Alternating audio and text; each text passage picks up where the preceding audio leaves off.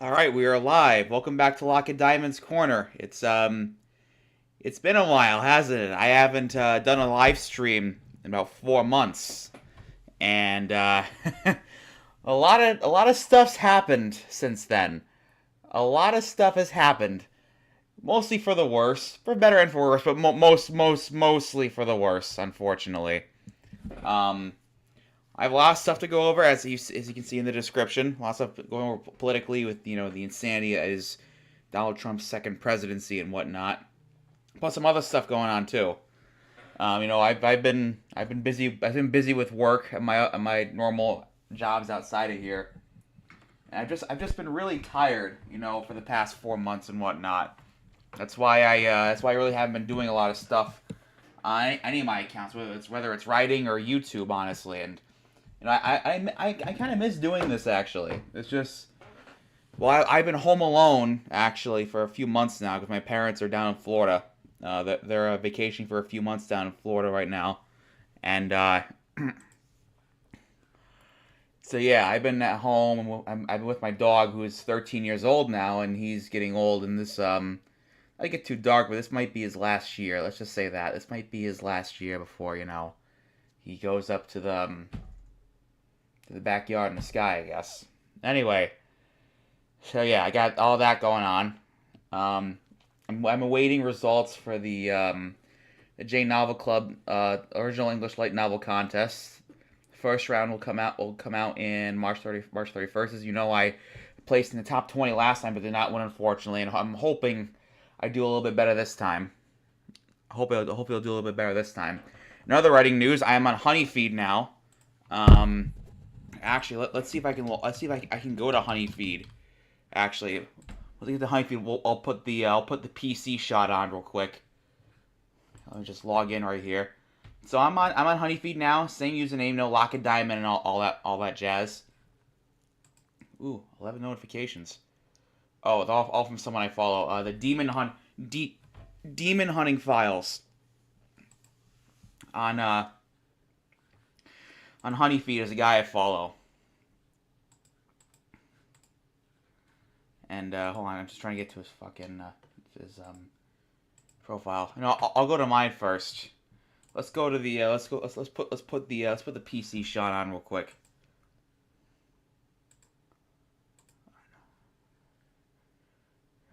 Hold on, let me just fix this real quick right here. Okay.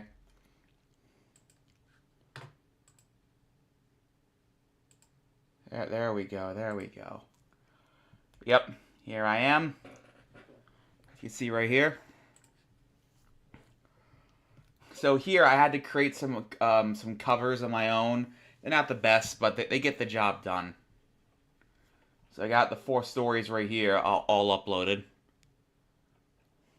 Yeah, Honey Feeds is another one of these or like web novel websites that I got the stories all that I got the stories uploaded to. The only one that isn't like caught up yet is Page by Page. I haven't uploaded all the chapters yet there. I haven't published all the chapters of Mad World yet too. I should probably do that at some point after the stream. I don't want to. Actually, you know what? Then I can do some updates here and show you a little bit of the behind the scenes. Why not? And also, I also had to give all of them names as well. Yeah. Okay. You know what? Yeah. It's been a while, so we'll publish a few of these chapters. I've uploaded all the chapters. I just haven't published all of them from Mad World, so we'll do that right now.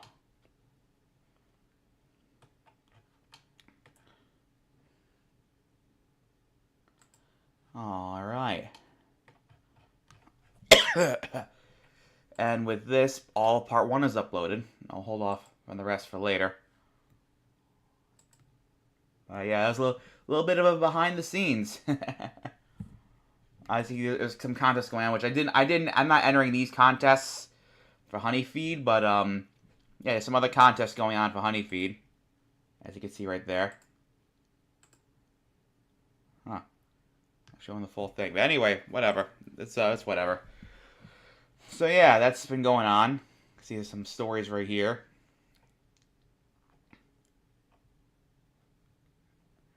got some pretty good contests right here. Anyway, so getting into politics now. I follow Mark Cuban on Blue Sky and stuff, and he posted this tweet. I mean, not this fucking this post on Blue Sky. I think speaks volumes to the state of Twitter at this moment. I mean, look at this. So for those who can't read it, this is the top. Let me just see if I can resize this a bit.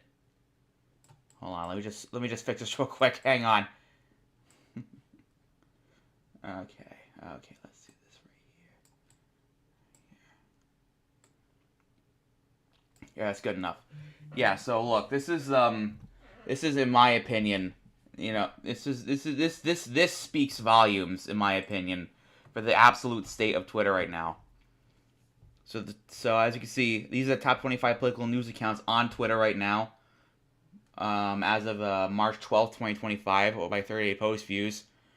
23 of these 25, 22 of these 25 are right wing leaning, and then 3 of them are liberal or left wing. ACYN, who I follow on Twitter, I believe it's Barack Obama. I think this is called the Arms. I'm not sure because it cuts off, but I believe this is Obama. Which, by the way, another thing, Obama is on Blue Sky now. He put his first post to Blue Sky earlier today on the 23rd, and the post he made was about the anniversary of the Affordable Care Act, or Obamacare, ACA. And yeah, he's got a good reception so far, aside from the usual, some people further on the left who don't like him for various reasons and whatnot. But yeah. So this is his account.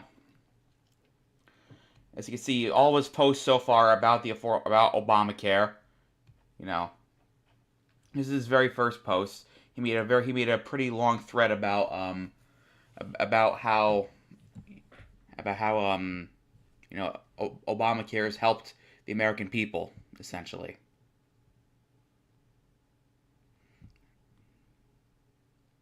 I'm just sending a text right now to someone.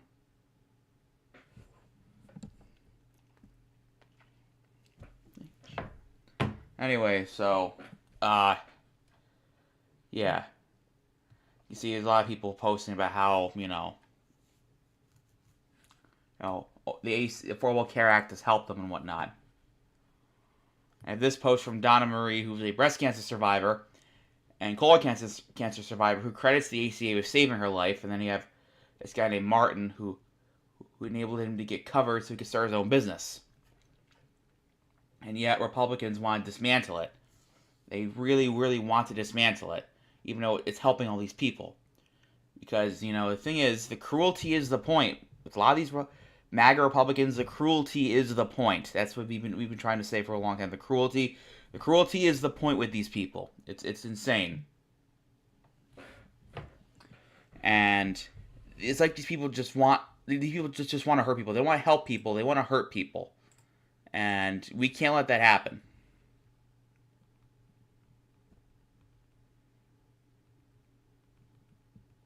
Yeah. Yeah, that's just a little bit of a mouse there. Anyway, all right, let's get off of that for now. Anyway, so yeah, a lot of shit's been going on. As you know, Trump signed an executive order stating that he wants to get rid of the Department of Education, which is just absolutely fucking just what the fuck. I mean, I work for a school. I'm not an educator or anything. I'm a custodian at a school, and my concern is that the DOE could potentially lead to losses in terms of budget and whatnot. Losing the DOE could cause cutbacks in our school. The thing is, I live in New York, so, we thankfully have a state government that isn't completely insane. But still, there's only so much that they and local governments can do to fund schools. We still need funding from the feds, and with the loss of the DOE, we may not get as much funding as we may need, which will suck.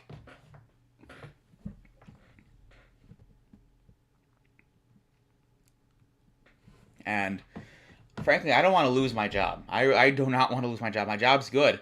I don't want to get fucking laid off or something. I mean, I don't know if I will because I've been there for about almost 5 years, but you never know. You just never know. And I think it's not even me I'm worried about the most. It's like the teachers and the kids and whatnot, because like, the kids are the most important thing. Without the funding from the DOE, a lot of now my school district isn't. We're in a pretty good spot financially, but like other school districts are in a much worse state financially, and they depend heavily on funding from the DOE. And without that funding, they're gonna have to make some tough choices in regards to what's got to get cut. And it's gonna and no matter what choice they make, it's going to fuck over the kids. And that's the last thing we need right now with everything going on. Like I said, with a lot of these MAGA people, the cruelty is the point. The cruelty is the point with these people. Well, of course, they're too stupid to realize it's gonna hurt them as well. I mean, why do you think they joined the leopards eating people's faces party? I mean, come on. I mean, really. Anyway, so yeah. Let's go to the news for a bit, actually. Let's go over some headlines going on.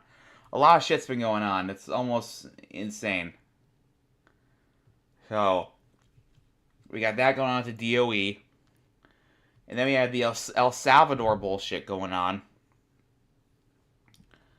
And, so it just came out that now. El Salvador now says that families can file complaints over unjust detention within the prison system because, the U.S. government under Trump has been removing people, has been deporting people to El Salvadorian prisons. It's under their president Nayib Bukele. So what happened was, Trump deported 230 Venezuelans and about 23 Salvadorians to El Salvador, right? And the thing is, there's a lot of these people aren't actually dangerous and violent criminals. Some of them are, which I don't have a problem with them getting deported. Don't get me wrong, but like my problem is with the fact there's probably a lot of innocent people whose only crime was coming over illegally. Which I get it. It is illegal, all right.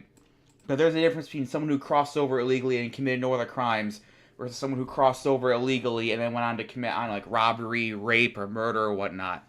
You can't group them in together because like it'd be like treating someone who's a fucking whose only crime is like taking a candy bar from a store.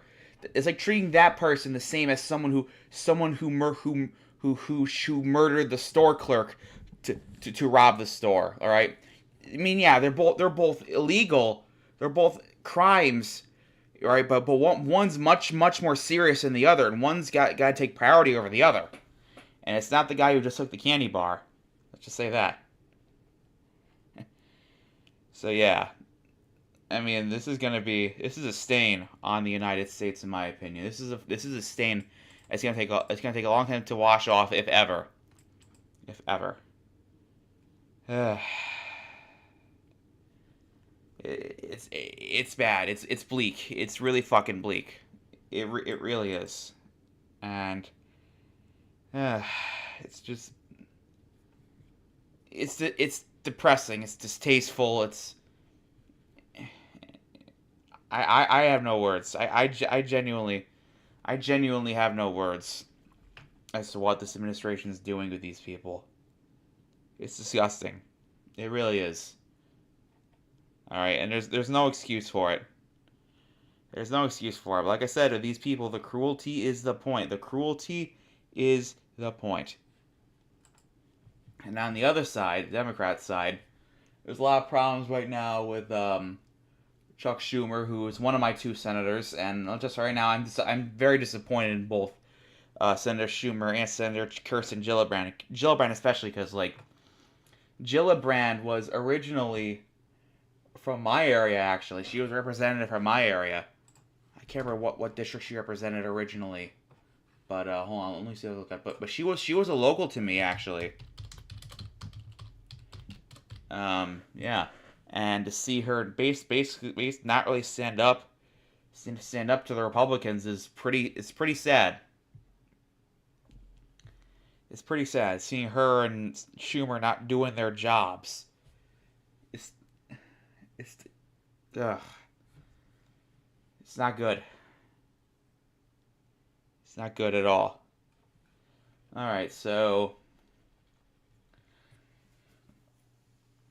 she came from the 20th district, actually, which is actually my district, as a matter of fact. So, well, right now it's my district. Before, so when she represented the 20th district, it represented the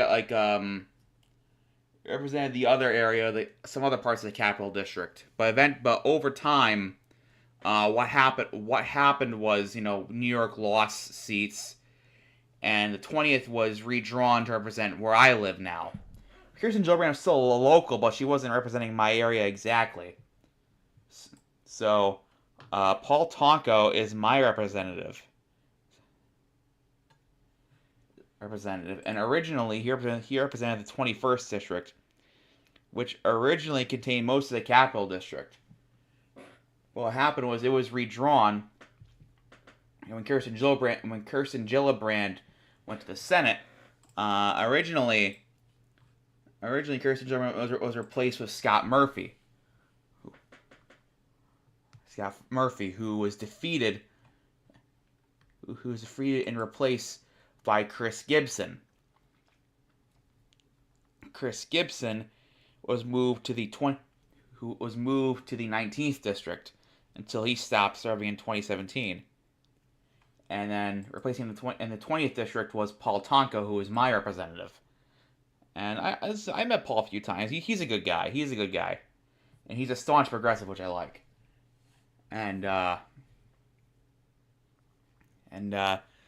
So the 21st district now represents basically the northern part of upstate New York. It stretches from Schoharie County all the way up to Plattsburgh, and that's where Elise Stefanik is from. Oh boy, Elise Stefanik, who is from the Rensselaer County, by the way, a small northern part of it. She's still in the House right now, but the thing is, she's going to be leaving eventually to become the ambassador to the UN. The problem is she hasn't been confirmed because of how narrow the Republican majority is in the House of Representatives. And I assume the Republicans' fear is that if they lose that, I think I remember reading that the Republican Party had to tell Trump to not nominate so many House members, because right now their House majority is held up by only two or three seats. Right, only 2 or 3 seats, and he was nominating a bunch of these people from the House, like Lisa Stefanik or Matt Gaetz. Matt Gaetz, of course, resigned before he could take position because he was stupid and thought he was gonna get it, and then all that stuff came out about him, and then not came out, but it was brought up again about him. He decided to take his name out running after he already resigned, which he basically kicked himself out of a job, and now we got Pam Bondi, which is oh boy. Yeah, it was bad. It was pretty bad. But at least Pam Bondi isn't a pedophile. All right, at least she's not a pedophile like Matt Gaetz is. But anyway, to Elise Stefanik, I remember she usually was marking herself as a moderate Republican, but that was a fucking lie. All right, she shifted heavily to Trump. All right, she shifted heavily to Trump. She tried to overturn the 2020 election alongside Trump. She objected to Pennsylvania's electoral votes, and she believes that Israel should own the entire West Bank. She believes in Israel has a biblical right to own the entirety of the West Bank, which is just, oh my God, this is bad. This is, Jesus. So yeah, that's Elise Stefanik, everyone. Yeah, what was the Republican majority? Okay, so it's right now it's hold on, the 119th Congress is okay. Right now is 218 Republicans to 13 Democrats with four vacant seats. Which yeah. So right now it's those vacant seats is due. The first one's due to Matt Gaetz resigning. There's been a special election held for that one on April 1st this year. The second one is from Michael Waltz, who resigned to become the U.S. National Security Advisor. Again, there's going to be an election for his seat on April 1st. Then on March 5th, Sylvester Turner died, and then on March 13th, Raul Grijalva died. God rest his soul. Raul Grijalva was a very good man, and it's really sad what happened to Mr. Grijalva. I hope I'm pronouncing that right. I really hope I am. So in the Senate right now, it's 45. Actually, no, it's 45 Democrats, 2 Independents,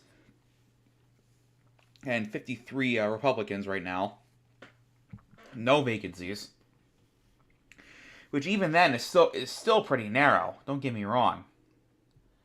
So the grasp on the Republicans' grasp on Congress is very tenuous, and if everything goes the way it normally will, there is a very, very good chance that the Republican Party at a minimum is going to lose the House in 2026.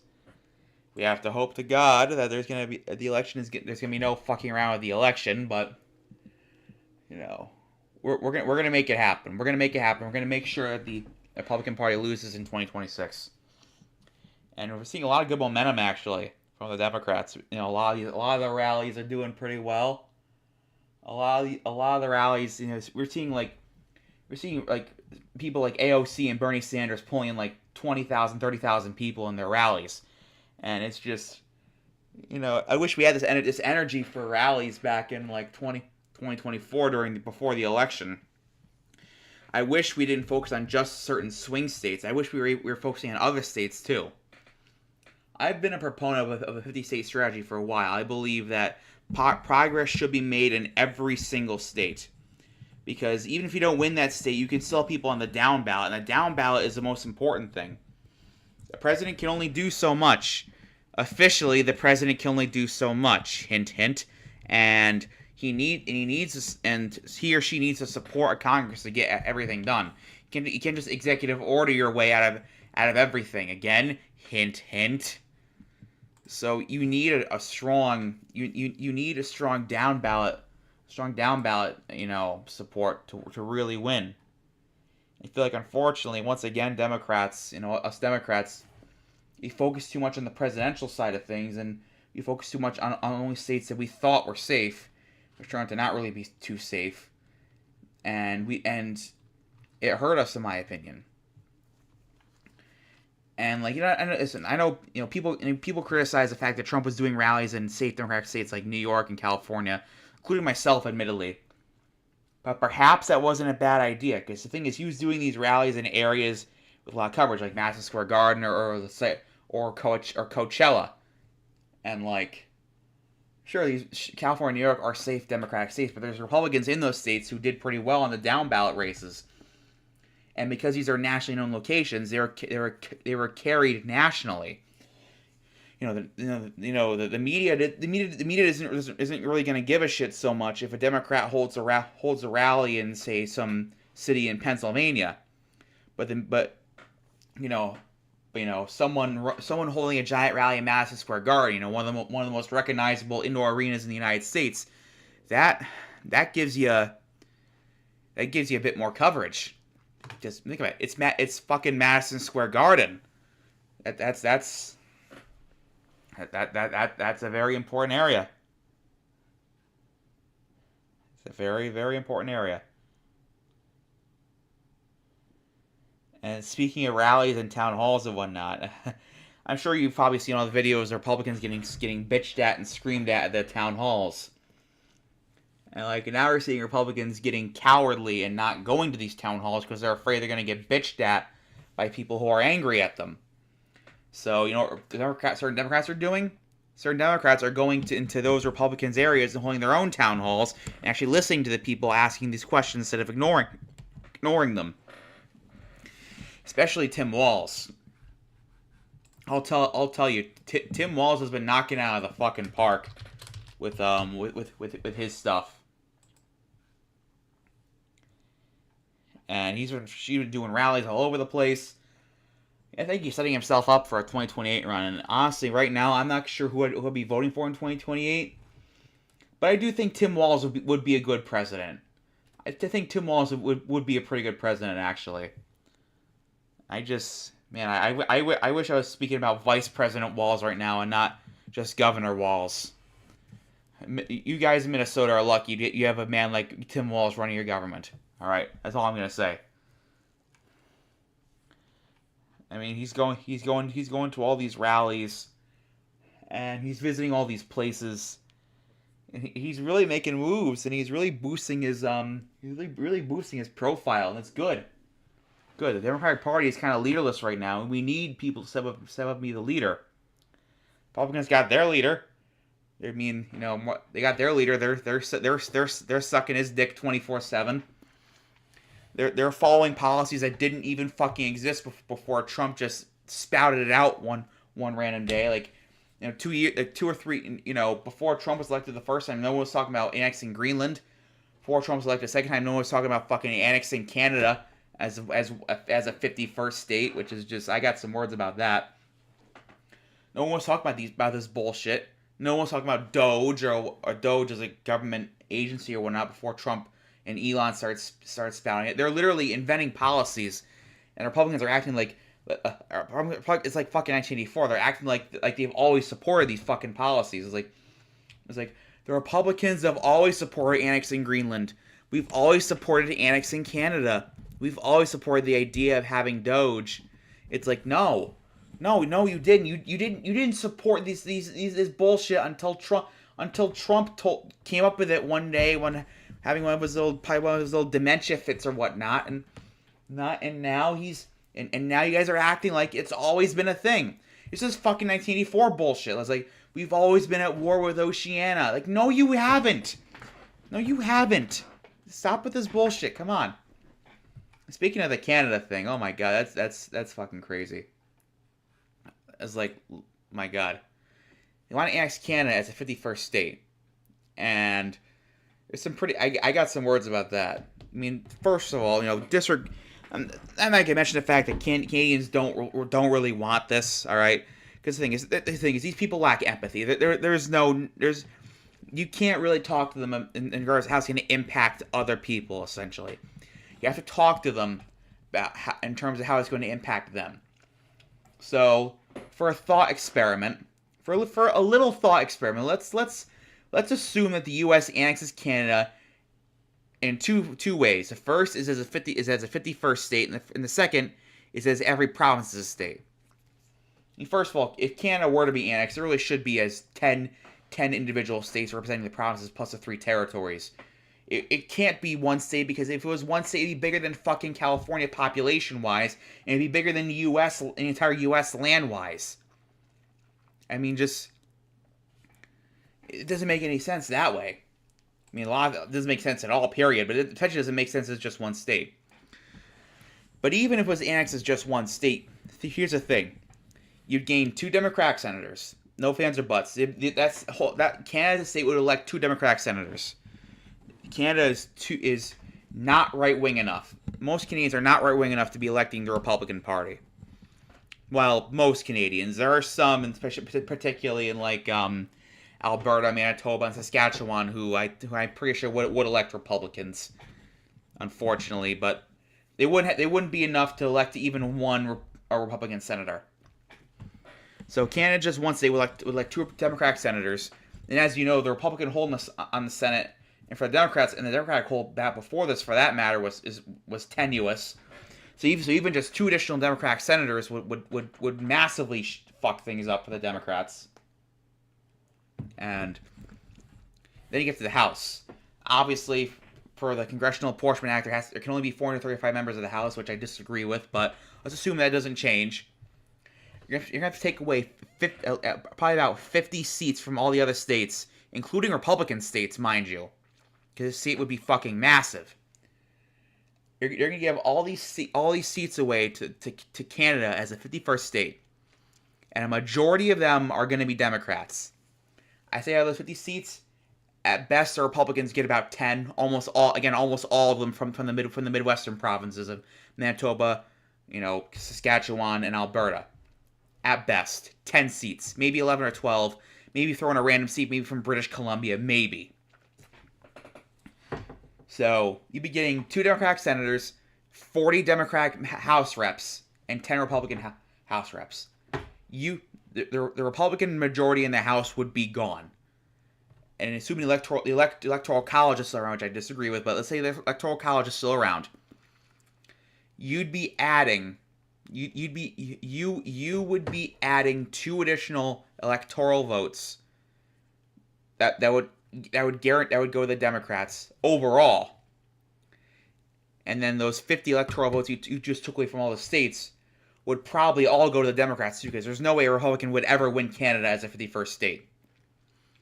So you just gave the Democrats, out of the theoretically 540 electoral votes, you just gave them 50 free electoral votes. Actually, no, you gave them 52. You gave them 52 free electoral votes. The Republican Party would probably never win the presidency or the House ever again. Okay, they probably wouldn't win the House ever again, but they may win the presidency if things get a little weird. But they would never win the House ever again. I'm gonna look up the 2024 election results and see how it would have affected it. Actually.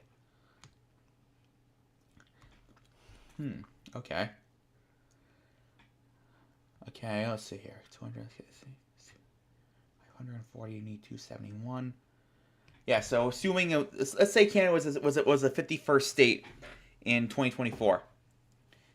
Assuming Canada would vote for Kamala Harris. There's no ifs, ands, or buts about that. So, with those 52 electoral votes added, Kamala Harris would win 278 electoral votes and thus win the election. So, all these Republicans saying, we should get Canada's 51st state. If you do that, you will lock yourself out of winning out of being in governance ever again. And that's if Canada is admitted as just one state. If Canada were admitted as with all 10 of its provinces and states, it'd be much worse. The Senate would be completely out of the question, because now you had the 50 House reps, but now instead of having 2 additional senators, you would have 20 additional senators, of which at best 2 or 3 would be Republican. All of them from the Midwest provinces. 2 or 3, maybe 4. So you'd be adding at least 15 or 16 safe Democratic senators to the Senate. So that's what. So all any Republicans that are listening to this, that's what you're gonna have to deal with if you annex Canada. You're gonna be locking yourselves out of power. It'd be one of those fucking gun memes where the gun's barrel is pointed at the person shooting it. That's you. That's fucking you. All right. That's you annexing Canada. And I'm not even gonna get into the fact that Canadians don't want this, because, like I said, these people lack enough empathy. These people lack enough empathy to understand why this would be bad for Canadians. So I have to put it in words and make them understand how this is bad for them as well. All right. Because a lot of people don't realize that the leprous eating people's faces party is real until it eats their fucking face.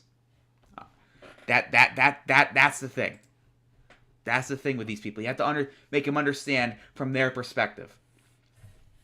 And yes, telling the stories of these people who may be oppressed is important. Telling the story directly is important.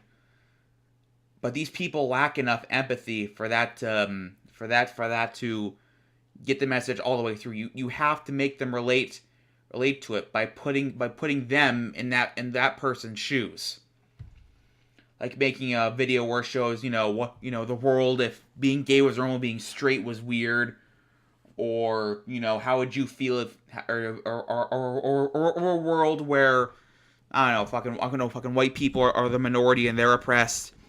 It's the only way to communicate with these people because they lack the empathy to understand why these things are bad by themselves, when it affects people it's already affecting. That's how you speak to these people. All right. Okay, we're about 36 minutes in. 36 minutes into Lacedaemon's Corner. Once again, I am Lacedaemon, or City State Studios, or this is Sparta 789, and thank you for listening so far. Let's see what we can do next, actually. I'm kind of debating what kind of game, if I want to play a game or not. I don't know. Anyway, so... Oh, yeah, another thing, the NCAA tournament is going on. And, yeah, that's going on. Actually, let's see. I don't really follow sports too much. I mean, I'll follow, like, the World Series and whatnot. But I don't follow basketball too much. We actually got 3 games going on right now. We got Ole Miss versus Iowa State, Oregon versus Arizona, New Mexico versus Michigan State. Right now, it's 68-48 with Ole Miss winning, 26-14 with Oregon winning, and 31-29, which is very close, with New Mexico winning for the other game. So for the rest of the second round, obviously. Sorry, let me just fix that real quick. Yeah, as you see, hold on. Let me put the PC shot on real quick. Actually, there we go. As you can see, this is what's going on with the other games today. I remember I was actually at a banquet last night, the night before this, on the 22nd, and a couple guys at this banquet were actually watching the NCAA games on this one guy's phone, as a banquet, got to more of a party atmosphere and people dancing and whatnot. They were watching the game on their phones at this one, cocktail bar table, and, most likely trying to see if they're going to win any money off their brackets and whatnot. I remember looking over and one of the guys it's like, hey, Mike, what are you watching? His name's Mike. He's like, hey, Mike, what are you watching? I was like, I'm watching the game. Like, with the game, like, oh, okay. I just wasn't expecting it. But yeah, these are the scores right. Actually, yeah, it's 70-48 right now for Ole Miss. 31-29 for New Mexico. 26-14 for Oregon and Arizona. Yeah, all right, now that's why all the sports kind of you're gonna get from me right now, because baseball isn't going on. Right now, I don't really follow basketball too much. My one friend's really fucking into hockey. He goes to a bunch of hockey games down like New York and Newark, and I've been getting a lot of information from him and how to travel between where I live in New York City. I thought about, because I'm gonna be going down there 3 times actually this summer. The first time I'll be going down in July to see Ghost playing at they'll be playing a concert at Madison Square Garden on the 22nd. Second time I'm gonna be going down to see 2 concerts. First time I'm gonna be seeing King Gizzard and the Lizard Wizard in Forest Hill Stadium, I think is the name of it. Forest Hill Stadium in Astoria, Queens. And then the next day I'm gonna be seeing Linkin Park in Newark, actually. And from there I'm gonna try to figure out how the fuck to get back to where I live. And then the third trip to New York City is gonna be later on in August. I'm gonna be going to Anime NYC. All these trips are gonna be by train. I'm not gonna fucking drive to New York City. Fuck driving in New York City. I will never do it. I'm a firm believer that you should take the train if you can. Just take a train, take a bus. Just don't fucking drive yourself in New York City. It's a fucking headache. I can handle driving in Boston, but I cannot handle driving in New York City. Speaking of, I'm going to Anime Boston with one of my friends for 3 days, all 3 days of Anime Boston, later in May, 23rd through 25th. I'm gonna be the one driving out there. You're leaving around like fucking like 5 a.m. in the morning, getting out there probably around like 8:30 with some stops on the highway and whatnot. I'm probably gonna be dressed in cosplay while driving over there. When we get there, check into the hotel, go down to the convention and whatnot, because we actually managed to book a room in the Sheraton, the same hotel where the convention is housed. We managed to book it through the convention hotel block, which is something that's I've never done before. We usually book hotels usually done separately, but this year I decided to save money and book through New York's hotel block and Anime NYC's hotel block, which saved me quite a bit of money actually. Managed to get some pretty good rates actually, which is pretty good. And so yeah, I got some stuff I'm looking forward to. I would have gone to the Toricon this weekend in Rochester, but unfortunately, like I said, I had the banquet last night that I had to go to, which is for some fire department stuff, which is pretty important actually this year, because I got some stuff from there. Got an award for going to a lot of calls last year with them. So I didn't want to miss that. So I had to miss Toricon, unfortunately. But the week before, I did go to Rochester for something else. I went to Rochester to see the Genesis show, which is a really, really, really good Genesis tribute band. They were doing the Trick of the Tail tour set list, and they put on a fucking awesome show. They replicated set list, replicated the songs as close as they could, and the set list. Hold on, let me just pull up the set list right here real quick. It's the same set list they use, the normal set list for the actual A Trick of the Tail tour back in 1976, which is the first tour that Phil Collins sang on as the lead singer of Genesis after Peter Gabriel left, following the Lamb Lies Dead on Broadway tour the year before. The set list is Dance on a Volcano, the Lamb Medley, which is also known as the Lamb Stew, Lamb Casserole, Lamb Cutlet, which consists of Lamb Lies Dead on Broadway, Fly in a Windshield, Broadway Melody, and Carpet Crawlers. The next song is A Cinema Show, then Robbery, Assault, and Battery, and then White Mountain, which is a very deep cut from Trespass, actually. Then Firth of Fifth, then Entangled, then Squonk, and then the granddaddy of songs, Supper's Ready. I got to hear Supper's Ready for the first time live ever in my life, because I've actually never heard Genesis songs performed live in front of me before. And these guys were playing Supper's Ready, which blew my mind. I love Supper's Ready. It's one of the best songs ever written, in my opinion. Then I Know What I Like in Your Wardrobe, the band's first hit. Then Los Endos.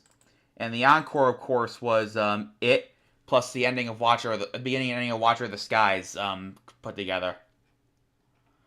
It was a very good show. It was about 2 hours long. It was a 3-hour drive. And the thing is, I had been sick the whole week before, so I was like, oh god, I hope I'm able to make it to Rochester with this drive.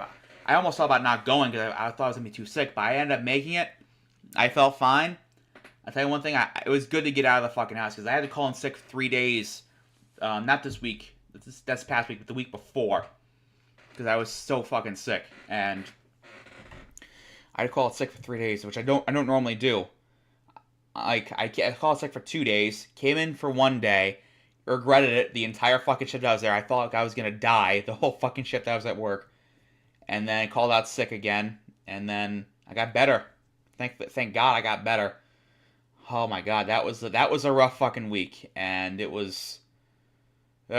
Hopefully I don't have to go through that again this year, anytime soon. I probably will at some point, but hopefully it doesn't happen anytime soon. Fingers crossed. And so yeah, that's been what I've been dealing with. Fuck. No, I'm not sick. Don't worry. Yeah, I was talking to the guys from the Genesis show. I talked to their secondary drummer and their keyboardist. Their keyboardist runs a YouTube channel called Matt Thomas Overdrive, and so he's a big fan of Genesis. He's also a big fan of Bachman Turner Overdrive. If you're not able to tell based on the name, let's see if I can put the PC shot on for his channel. Yeah, this is his channel, and he's a pretty cool dude. He's very knowledgeable. I remember we were talking about some Genesis stuff. We were talking about like Firth of Fifth actually, and the thing is, so So usually when the band played Firth the Fifth, they usually didn't play the piano intro, and the reason for it was because back when the band first introduced the song with Peter Gabriel live, didn't Tony Banks didn't have the money to purchase a keyboard that could properly play the piano, have a proper piano tune. So they felt it wouldn't do him justice. And by 1974, however, they did play the introduction, but the problem they found out was the keys on Tony Banks' keyboard at the time didn't go high enough to properly play the entire intro. And the thing is, the tone of the keyboard didn't really play so well, unfortunately.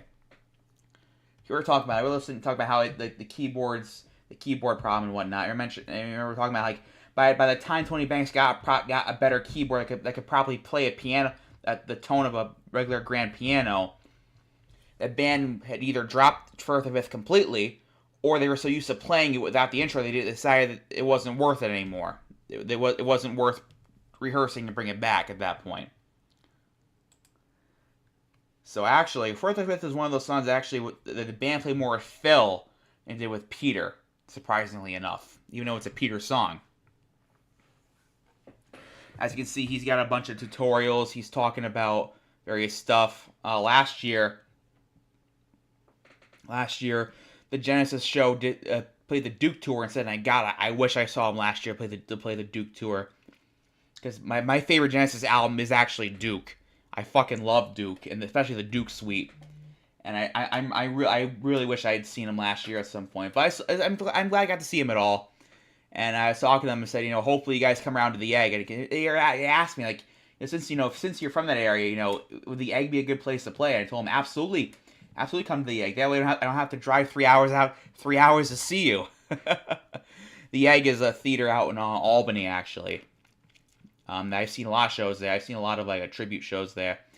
I've seen bands like Almost Queen there a bunch. I've seen the Fab Four there. They put on some very good shows. Anyway, that's Matt Thomas Overdrive. Definitely give him a watch if you're into that kind of music. He has some very, very good stuff. Very, very good stuff. And oh yeah, he's also actually the music director for the Genesis show. So, yeah, he's very important for that band. He's a damn good keyboardist. I'll tell you that right now. As someone who saw him live, I'll tell you, my seat was right in the front, and like and Matt Thomas was about like maybe like 15 feet in front of me. I mean, he did block, he did block the rest of the band a little bit. He didn't really see a lot of the other guys, but it was right. I could still hear them well, and being right in front, I could hear them very well. And the thing is, I saw a place called the Theater Innovation Square, which is a small venue. It holds like 800 people, and like it was a perfect small venue, great acoustics. I'll tell you that. I got a full recording of the band, audio only on my phone. I'm gonna upload it to my Mega NZ drive eventually at some point. I got a huge backlog of concerts I've taped. And speaking of which, I'm not sure if I'm gonna be able to tape the Ghost concert because they're not allowing phones to be brought in. They gotta be put into these fucking little Yonda pouches because what happened was they did it for the Los Angeles shows. They were filming them for a movie, but Tobias Forge liked them so much that he decided he can do it for all the shows for this upcoming Ghost tour. So the thing is, it's not a recording issue. It's just that he doesn't like people having their phones out and just looking at their phones instead of watching the show, which I totally understand. I get that. I get that completely. I'm a guy who doesn't look at my phone too much at concerts. I'll record on it, but what I usually do is I'll press the record button, and then I'll put the phone down somewhere, usually under my seat, or maybe on like the armrest or something. And then I'll just watch the rest of the show, and I'll occasionally check my phone to see if I got a text or something, but I'm not looking at my phone the whole fucking time. At most, I may look at the phone to check out the lyrics for a song if I want to sing along to it. I don't know the lyrics or something, but that's it. I understand why people are annoyed at having their phones up, people having their fucking phones up, and doing all that stuff. I understand why they're annoyed by that. But it does make taping the show a little harder. Because the thing is, you have this bringing actual taping equipment is much harder these days because, like, got the fucking metal detectors and whatnot. A lot of these venues, especially Madison Square Garden, which I'm going to be seeing Ghost in, and that makes bringing actual recorders, actual mics, much more difficult. And I personally don't want to get caught and removed. But the thing with Tobias is, like, he says it's not a copyright recording issue. He doesn't really give a shit about people recording shows and whatnot. That's not a thing that the band does. That's more of a thing record label does, if anything. It's the atmosphere thing that's the issue for him. So I don't know. I may not be able to tape the Ghost show, the Ghost concert. I'm going to be going to see. My idea would be to turn the voice memo app on, and then put it in the Onder pouch. I don't know if they say anything about that. If I did it, I'm sure the guys running it probably wouldn't give a fuck. But it'd probably result in the recording being very long because they have to take into account us getting to the venue and finding our seats before everything goes on, and then having to get out and then unlock the pouch. But I could just trim those parts out. I hope I don't trim up too much, or else I'd fuck up the recording like I did for the Chicago recording back in the summer last year, which I still deeply regret because I missed out. I ended up cutting out a few of their really good songs, unfortunately.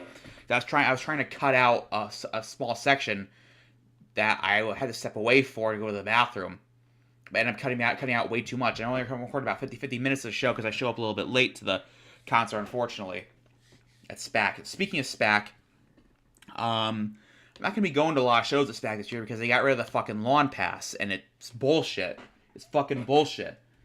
Or they got rid of the lawn pass, and now it'll be. And the thing is, the lawn pass is able to go to all these shows at SPAC that I now can't go to because I'm not going to drop like a fucking $1,000 to go to all these shows. Because concerts are expensive. They're very fucking expensive. Going to that lawn pass enabled me to go to all these shows and spend money on other things like food and drinks and whatnot. And now I can't do that. And that's not even talking about the fucking seat bullshit they got going on. So at SPAC they've banned people taking in their own lawn seats, they say it's for safety reasons, but we all know what it's fucking for. They're doing that so you can make you spend money on Live Nation seats. I mean Live Nation lawn seats. All right, that's the real reason. All right.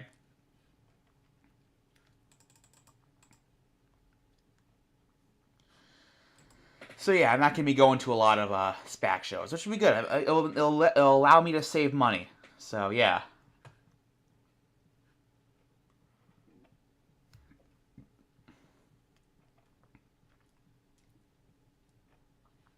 All right, now I'm actually looking at all the shows they're offering at SPAC. Yeah, there's some good shows here, but I won't be able to go to them, like I said. Yeah. Oh, the Lumineers are going. Nice. They are very firmly in the in the stomp clap hey. The stomp clap hey thing. Clap hey genre. Oh yes, they are.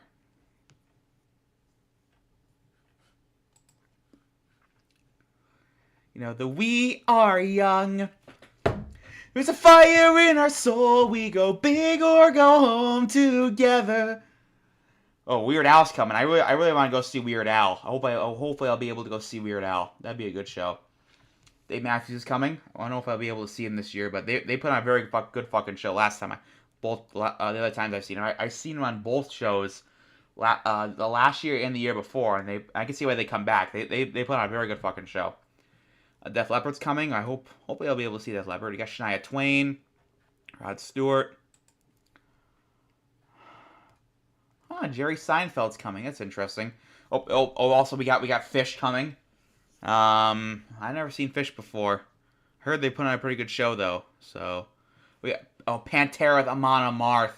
Oh God, I remember Pantera's gonna be awesome. Amon Amarth is gonna be awesome too because Amon Amarth opened for Ghost when I saw them. Amon Amarth put on a great fucking show. I didn't know who the hell these people were. But I'll tell you one thing. If you go see a monomarth, when they tell you to row, you better fucking row in your seat. You better put your fucking hands out and start rowing. Because if you don't, you're going to miss out. When they tell you to row, you better fucking row.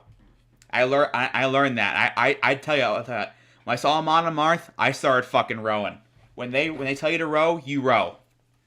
Then we got Goo Goo Dolls with Dashboard Confessional. Dashboard Confessional, I saw them. I think I saw them open up for. Fuck, who did I see them?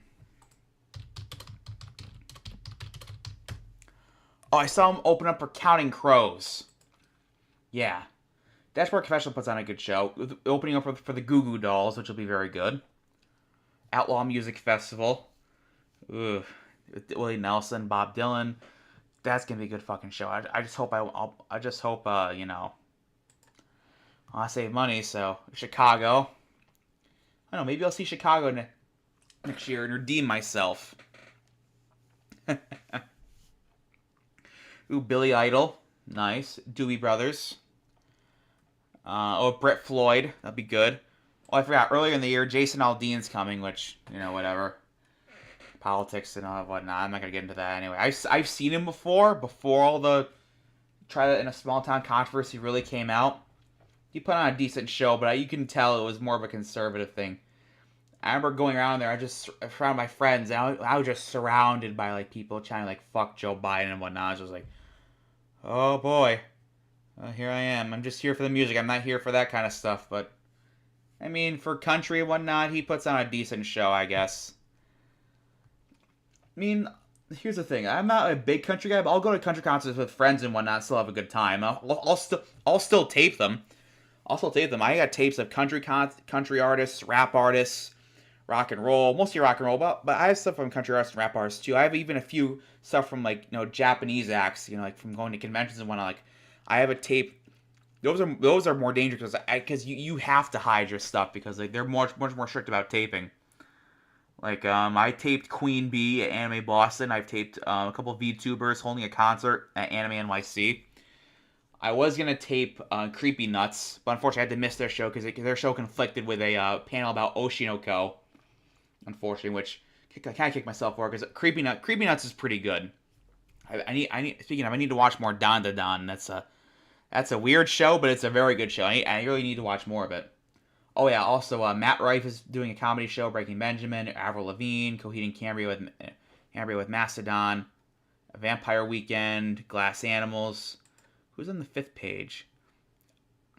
Leon Bridges with Charlie Crockett, Bonnie Raitt, and Tedeschi Trucks Band and Government Mule is the last act listed so far. There might be more at some point, but you never know. So that's the everything went on SPAC aside from like the orchestra shows. I didn't really list that because they're not Live Nation stuff. So yeah, that's what's going on with SPAC. You can tell. I'm not gonna tell you exactly where I live, but you can tell the area where I live based on what I've been talking about. So yeah. EW Collision. What's this? Collision in Korea, maybe?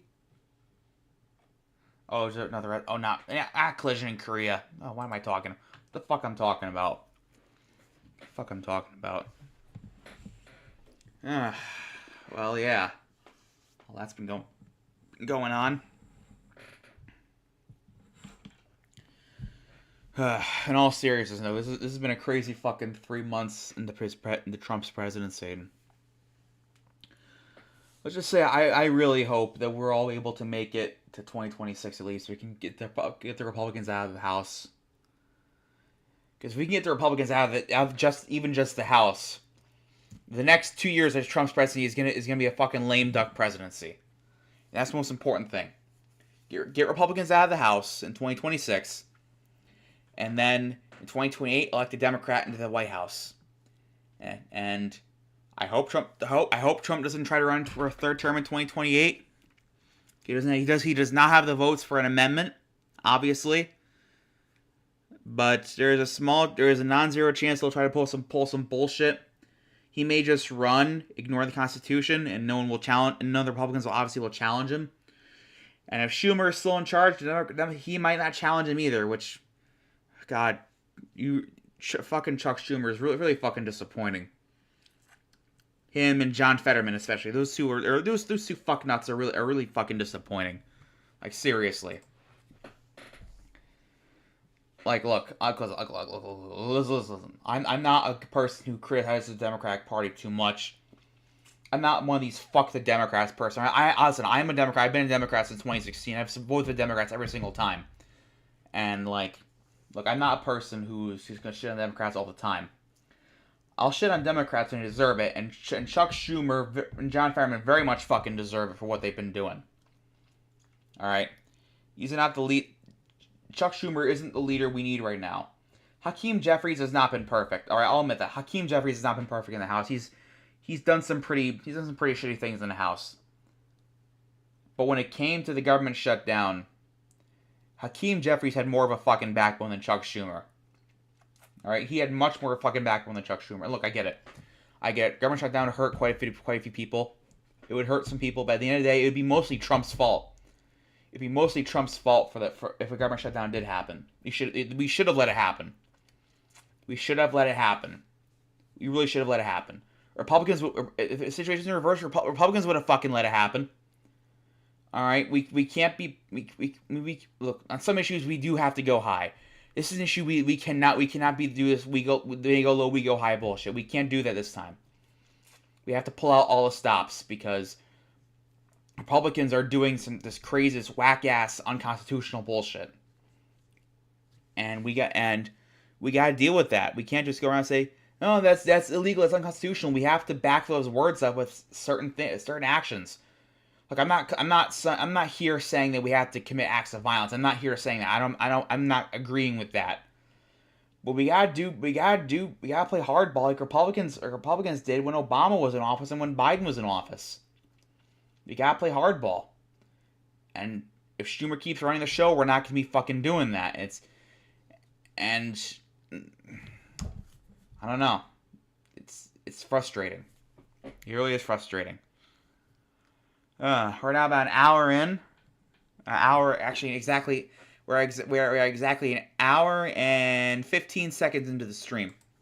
So yeah, all that's been going on.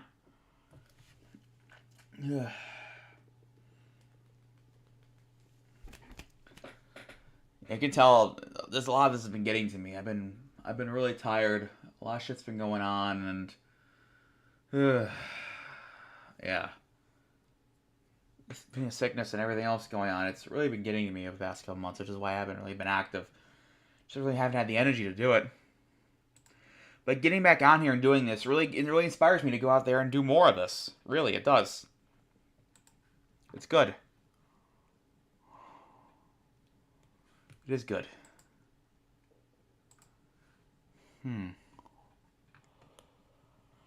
What to play now?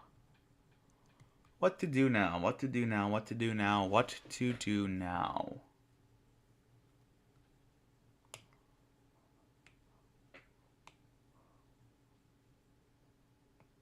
I played Phasmophobia last time I went on stream. I'm doing that quite a bit more recently. I've been getting better at it, actually. Which is pretty good. Pretty good.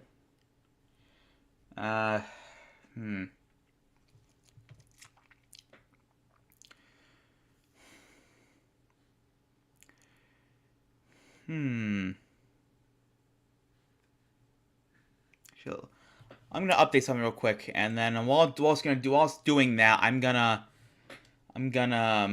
continue talking a bit more.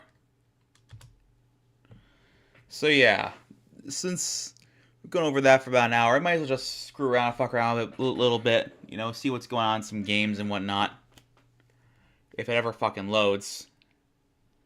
So sorry. Alright, let's see if this updates. Installing. Okay. I haven't played this in a while. I think I haven't played this at all this year at all. It's Roblox, by the way. I've been playing it on and off since 2009 when I was much, much younger. And it's fucking crazy seeing some of the games change since back then. I think I was like the 4 millionth and 600th user, I think, in my current account. I have 2 accounts. One's a little bit older, one's a bit newer. I use the newer one. The newer one's like about 3 months older. I created that so I could I lied to my agent, created that so I could type without having my chat restricted. I just abandoned the other account pretty much, even though I've used that name, the username of the other account much more. The thing is now, if I were to log into it, I would have the ability to chat normally because I'm obviously much older than 13. But it's too, it's probably still up there. It's just I never even bothered to go back in.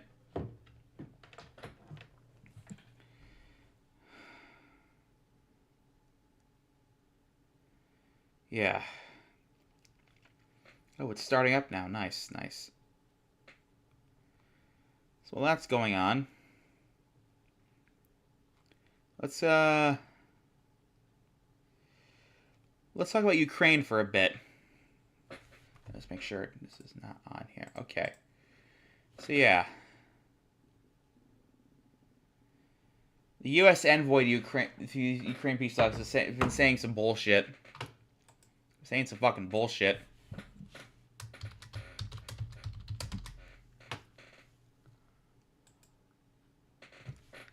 And he's just saying, like, Ukraine's gonna have to give up territory to make peace with Russia.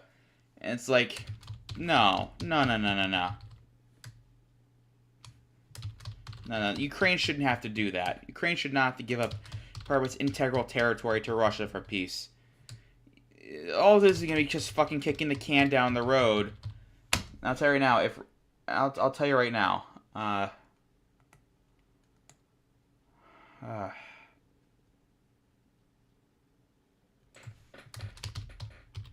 Sorry, I'm just trying to figure out the fucking password here.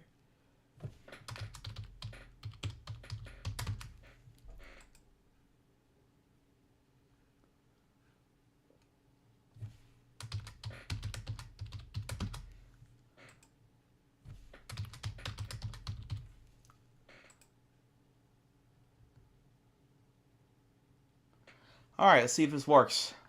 Okay.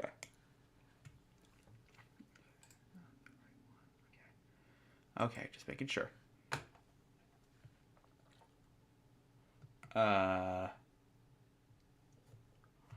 Sorry. Anyway. So yeah, the fucking U.S. envoy has been doing some bullshit. And just, yeah.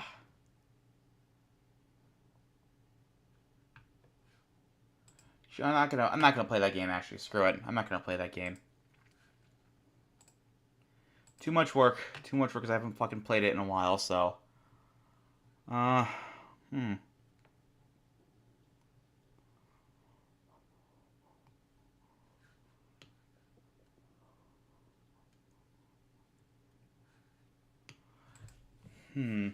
Actually.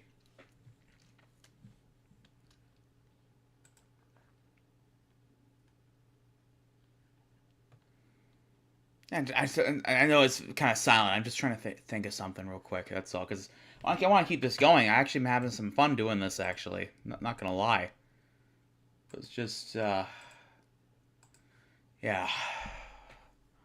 Like I said, my brain's been fried from everything going on for the past 3 months. So you gotta bear with me a little bit. Hold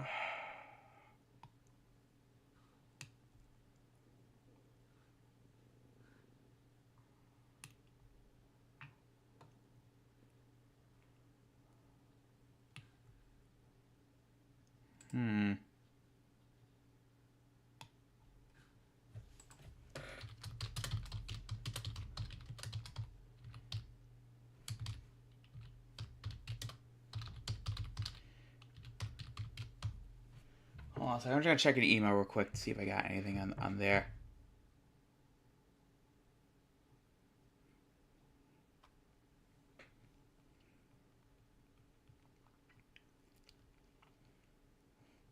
If this works, you might be playing some Roblox. If it doesn't, we're gonna be playing something else.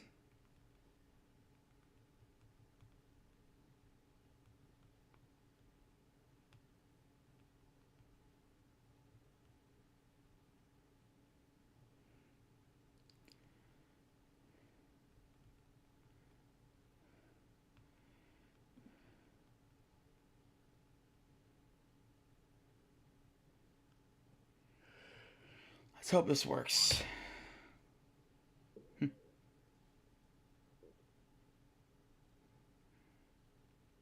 Don't be so slow. Come on. Be faster than that.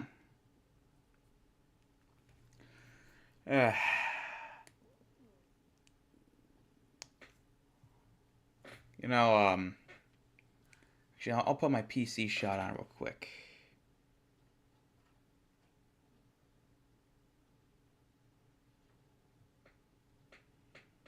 Okay.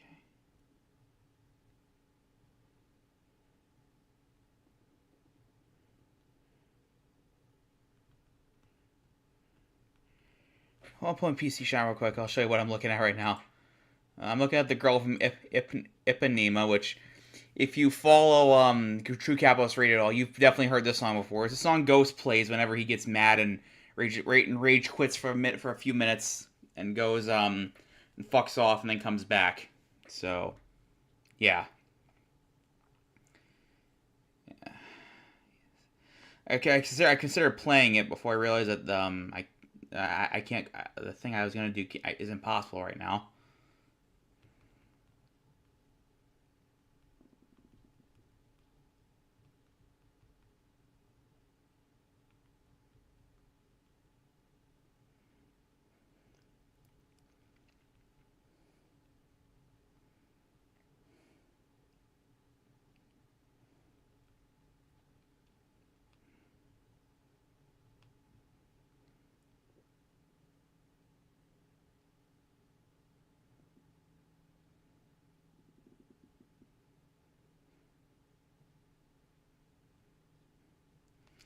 Yeah, sir, I'm not gonna play Roblox right now. Actually, it's too much work.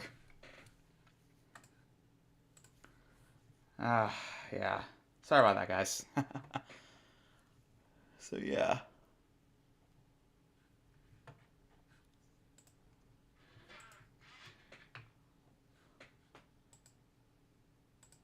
Hmm.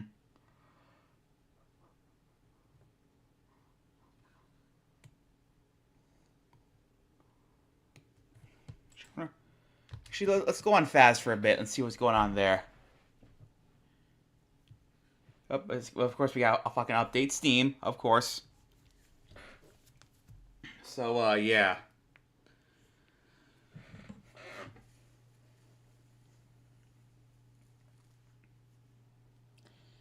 This will probably take forever, but whatever. It's alright. Anyway,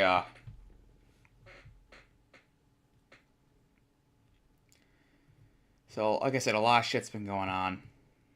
And it's kind of, it's scary. It is pretty scary, actually.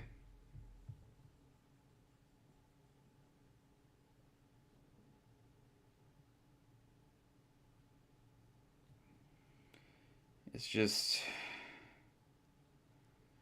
Yeah.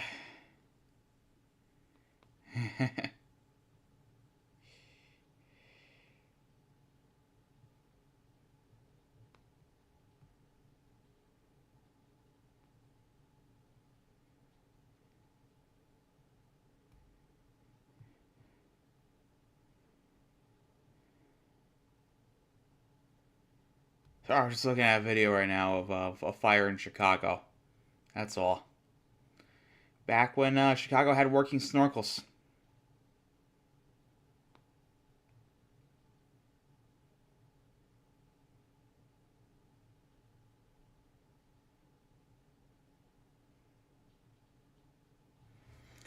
Yeah. If you're unaware, Chicago Fire Department has been dealing with some crazy shit right now. They're using trucks that are fucking way too old for this shit. And trucks are falling apart. And like, so there's 4 squad companies, right? Each squad has a heavy rescue and then a snorkel. Right? It as a 2-piece, I believe a 2-piece 6-person squad company, right? 4 guys in the rescue, 2 guys in the snorkel truck. And the thing is, 3 of those 4 snorkels are broken. Only operational snorkel is Squad 7 Alpha, which is at the airport, which is at O'Hare Airport, by the way, not Midway, but at O'Hare Airport. And the rest are riding along with old engines But yeah, they literally ride around with old engines that themselves are falling apart. Some of them even have busted pumps, and they're only being used to carry equipment. So, yeah. You got rigs running around with rusted out ladders, with rust all over, things falling off, things falling apart. And it's sad. This is one of the largest cities in the U.S., and these guys are running with equipment that's gonna fucking kill them at some point. I hate to say it. I hate to say it, but someone's gonna get hurt or God forbid fucking killed, and nothing's gonna get done about it because these people probably don't give a shit.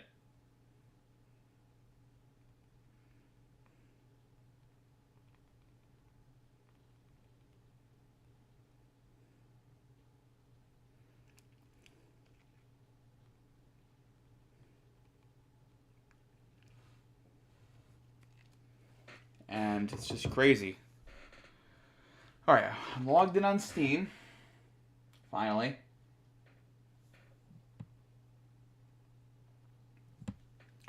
I just texted one of the guys I've worked with before.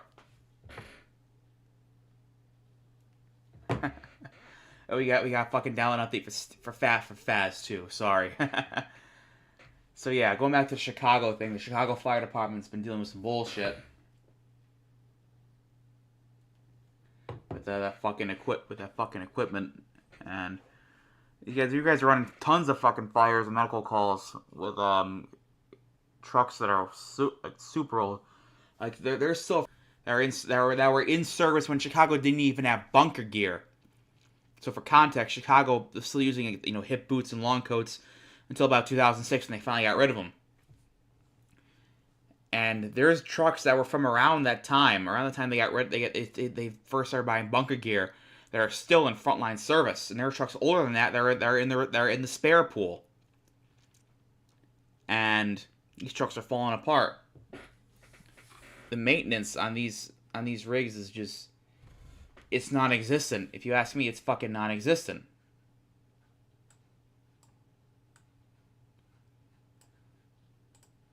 Just click out of that real quick. Oh, some new games are on. I got Liar's Bar, Cataclysmo, Dragon Age, Shield Wall. Just die already. The old people mayhem sandbox. Interesting. Oh yeah, I do have VR chat here. I've just never fucking used it. But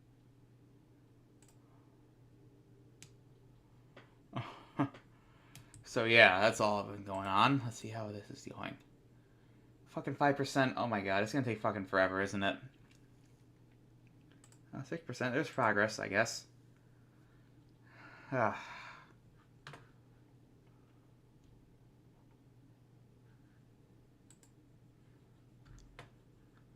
at some games real quick.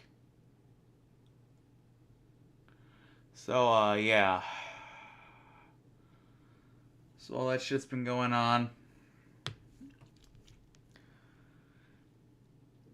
Speaking of cons I'm going to, the first con I'm going to this year, aside from Utica, I went to Utica Anime Fest, it was a pretty small con, but it was nice. It was a nice small con. A couple of my friends went out there, which was pretty fun. And so my first con after that is probably going to be Saratoga Comic Con, which is coming up May 3rd and May 4th of this year, because it's almost always on May 4th.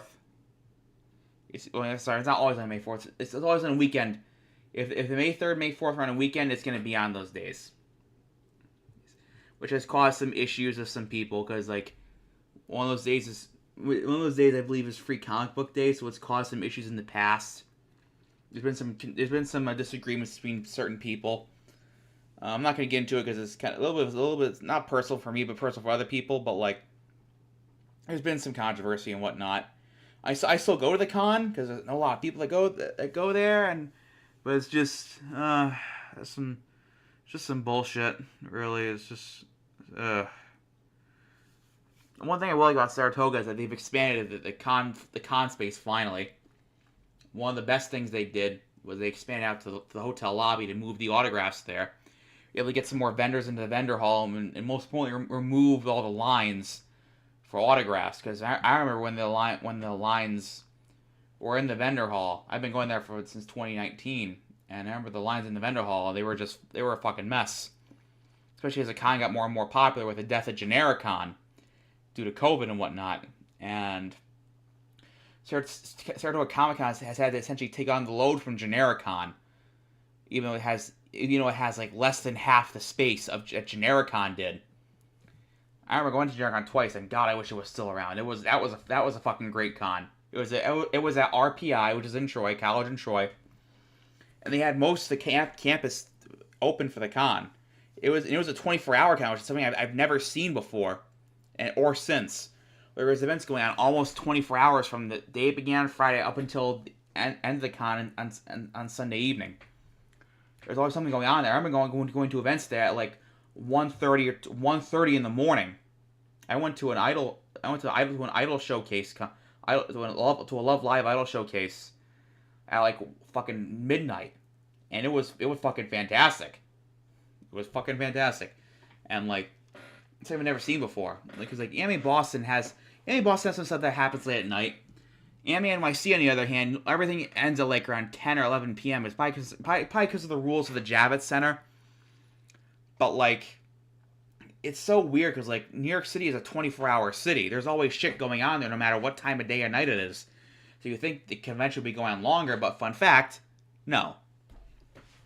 And it's probably some rule with the Javits Center. Everyone's gotta be out by a certain time because they can't be open 24 hours. But like, yeah. I'm thinking of some new stuff to wear for the conventions, for the cons. I don't know. I want to get more into cosplaying. As like, I'll see my friends and they put on some really good shit. And I was like, and you got me who has most of the more store bought stuff. They don't really do wigs either, which is a bit of a hassle because I thought it was a bit of a hassle. And it's like, wow. I know, believe me, they be telling me, listen, Sparta, you're fine. Listen, Lucky Diamond, Sparta, you're fine. You're fine, you're cool. But still, it just feels like, wow, I feel inadequate compared to these people. This sucks. This sucks. And just like, I don't think I'll ever be perfect, but I do want to get to their level a little bit more. I just don't know. I've tried wigs before. It's been a pain in the ass because like I keep putting off to the last minute to stylize them and whatnot. And I mean, who knows? Maybe that'll change this year. Maybe that will finally fucking change this year. I've thought about doing a Peter Gabriel cosplay, about cosplaying one of Peter Gabriel's outfits from when he was in Genesis, but those would be pretty advanced. Let's just put it like that. It'd be pretty advanced. Some of those outfits would be pretty advanced, like a fucking like Britannia, which he did for Dancing with the Moonlit Night, or the Magog outfit he did for the ending of Supper's Ready, or well, not the ending of Apocalypse in 9/8 of Supper's Ready, not the ending of the song itself. That had a different outfit, or the old man outfit for the musical Box. He had some pretty wild outfits back then. Probably the easiest would be Rail from the Landlines on Broadway, but that's a little too generic, and also I'm afraid I get fucking like canceled because Rail is supposed to be Puerto Rican and I'm not Puerto Rican. Then again, Peter Gabriel isn't Puerto Rican either, but you know, it's the 70s, so people didn't really cancel each other back then for that kind of shit like that. And yes, I know there are Puerto Ricans who are white too. Alright, listen, I'm not gonna listen. Puerto Ricans can be of any race. There's white Puerto Ricans, black Puerto Ricans, mixed race Puerto Ricans. There's Hispanics of every race, alright? There's a bit more mixed race Hispanics because of some cultural stuff going on, but there are white Hispanics, black Hispanics, mixed race Hispanics and whatnot. I get that, but it's just like, I'm afraid some moron would look at Rail and just be like, oh, you're not Puerto Rican, you shouldn't dress like that. But it's like, it's the most generic urban youth outfit I can think of. It's literally just like a white shirt with a leather coat and leather pants. With a little bit of face, just a little bit of face paint. It's not like It's not even like brown face or something. It's just some like generic like like it's just some generic like marks in the face pretty much. It's how to symbolize that Rail comes from a pretty poor and dirty part of New York City.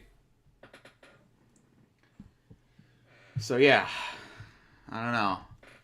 I just don't know, I guess. Yeah. Another thing actually has been going on. So Jessica Aber, I think is either Aber or Aber, I can't remember how you pronounce her last name. But she was an attorney for the US government. She was a US attorney for the Eastern District of Virginia. She left in 2025, after because her position expired once Biden stopped being president. But she died in Virginia on March 22nd, yesterday. And no cause of death has been given yet, but there's been a lot of suspicion that there's something suspicious about her death. Look, I'm not gonna go all fucking tinfoil hat and say that Trump killed her or something. But at the same time, this is Trump we're talking about, especially Trump and fucking Elon we're talking about. You just never know, unfortunately.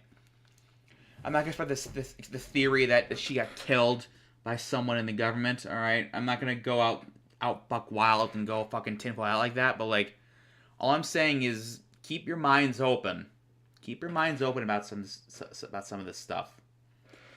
And it's sad that I have to say that, but this is the world we live in. This is the world we fucking live in with Trump as president again. Especially the people that Trump's surrounding himself with this time. Fucking apartheid Clyde and his band of morons. Fucking apartheid Clyde. That's actually kind of a funny nickname. My God. Let's go on YouTube for a bit and see what's going on YouTube. Actually.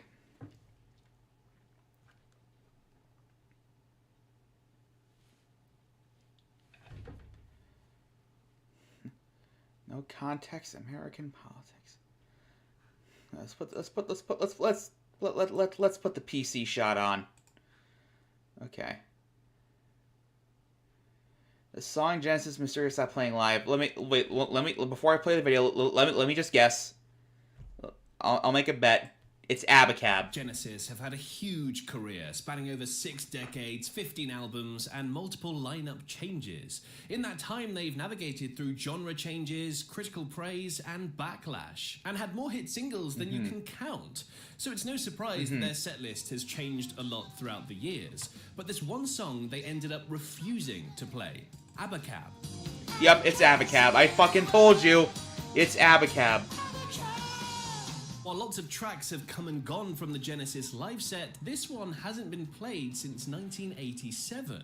But why? Let's take a look at this abandoned track, and if you love classic rock stories like me, don't forget to like the video, subscribe, and join the pack. First, let's take a look at... Hold on, let's pause. Here's the thing. The way he's talking about like it was only rarely played live, which is not true. Practically every single concert that Genesis played from 1981 to 87, which is a lot of concerts, mind you, had Abacab in it. Some of the best performances are actually from its last tour on the Invisible Touch tour. I just want to point that out real quick. Abacab. Abacab was one of 4 singles released on the album of the same name, released in September 1981. Also, as I've been pointing out, there are multiple different album covers for Abacab. North America supporting the album Duke, Genesis took a short break before entering the studio to write and record their 11th album.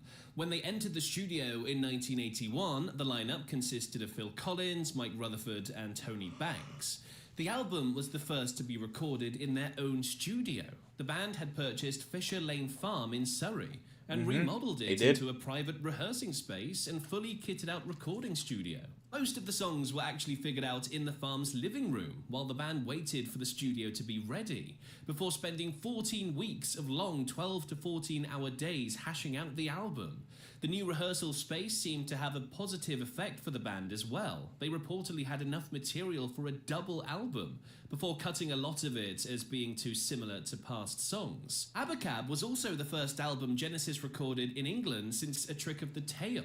Fun fact, the name Abacab came about as the band were playing around with the song's structure. There are 3 bits of music in Abacab, and we refer to them as Section A, Section B, and Section C. And at different times, they were in a different order. We'd start with Section A, and then have Section C, and then have Section... And at one point in time, it's spelled Abacab. And you've got the final version where it's not like that at all. It's like well, you get the idea.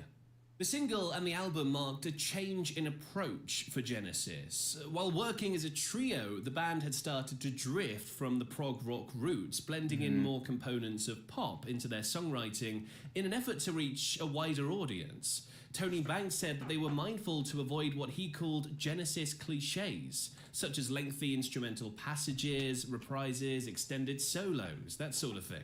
Some fans turn their noses up at this to this day, as often happens with any change in a band's sound, but it was still a very successful era.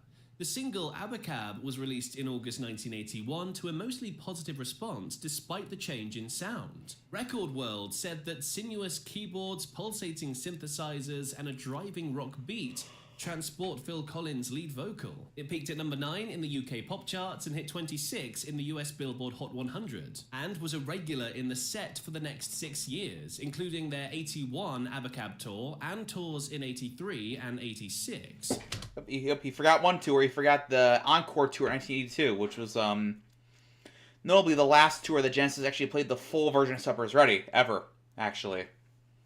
They did play part of it for the first half of the Invisible Touch tour before they dropped it because Phil was having problems singing the Apocalypse in 9/8, unfortunately.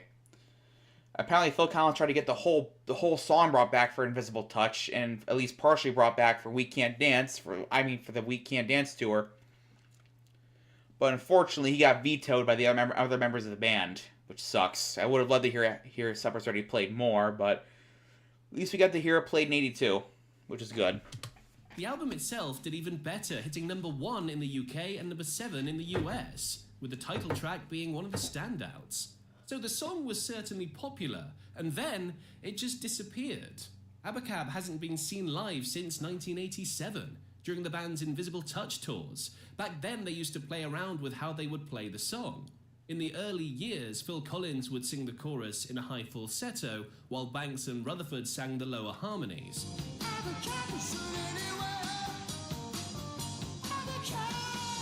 Later on, Collins would sing the chorus in a lower octave, while Rutherford sang the higher falsetto harmonies.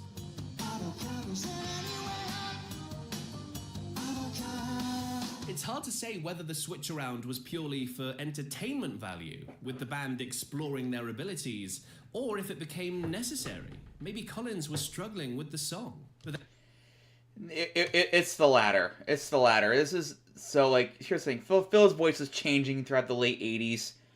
This when he's had this, so like obviously on one of his solo tours that was the serious hits live tour or whatever the name was, like the But Seriously tour.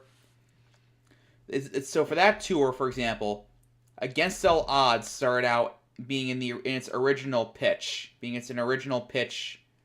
Unfortunately, a problem was after the band completed their Japanese and Australian legs of the tour, after Phil's solo band completed those legs of that tour, he was forced to drop the song down to the pitch that he would played at for the rest of his solo career, essentially, which is much lower, because his voice was changing.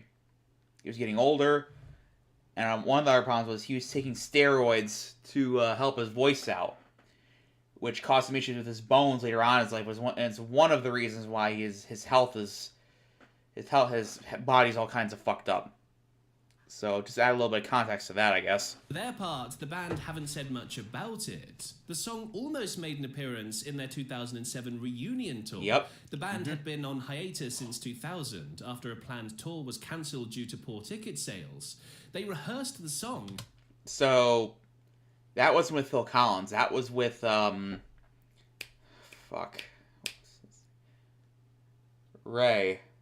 That was with Ray. It was for the Calling All Stations tour.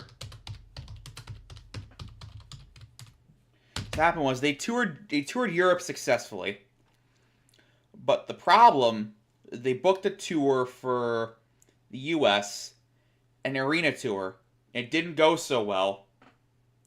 It didn't sell out nearly well enough. So they booked it for smaller theaters, and that didn't go so well. So they had to cancel the US tour entirely. For Heroes. It was with Ray Wilson. The thing is, Ray Wilson is actually a pretty good singer. His work with Stiltskin's pretty good. And if you ask me, honestly, Calling All Stations is not a bad album, honestly. The songs are pretty good on it. It's just that it was so different, and it had been so long since Genesis had put out an album. It's been almost 6 years. Actually, it had been 6 years, pretty much. And the next problem is that by this point, to the general public, Genesis was Phil Collins, and without Phil Collins, people thought there was no Genesis because Phil Collins had left.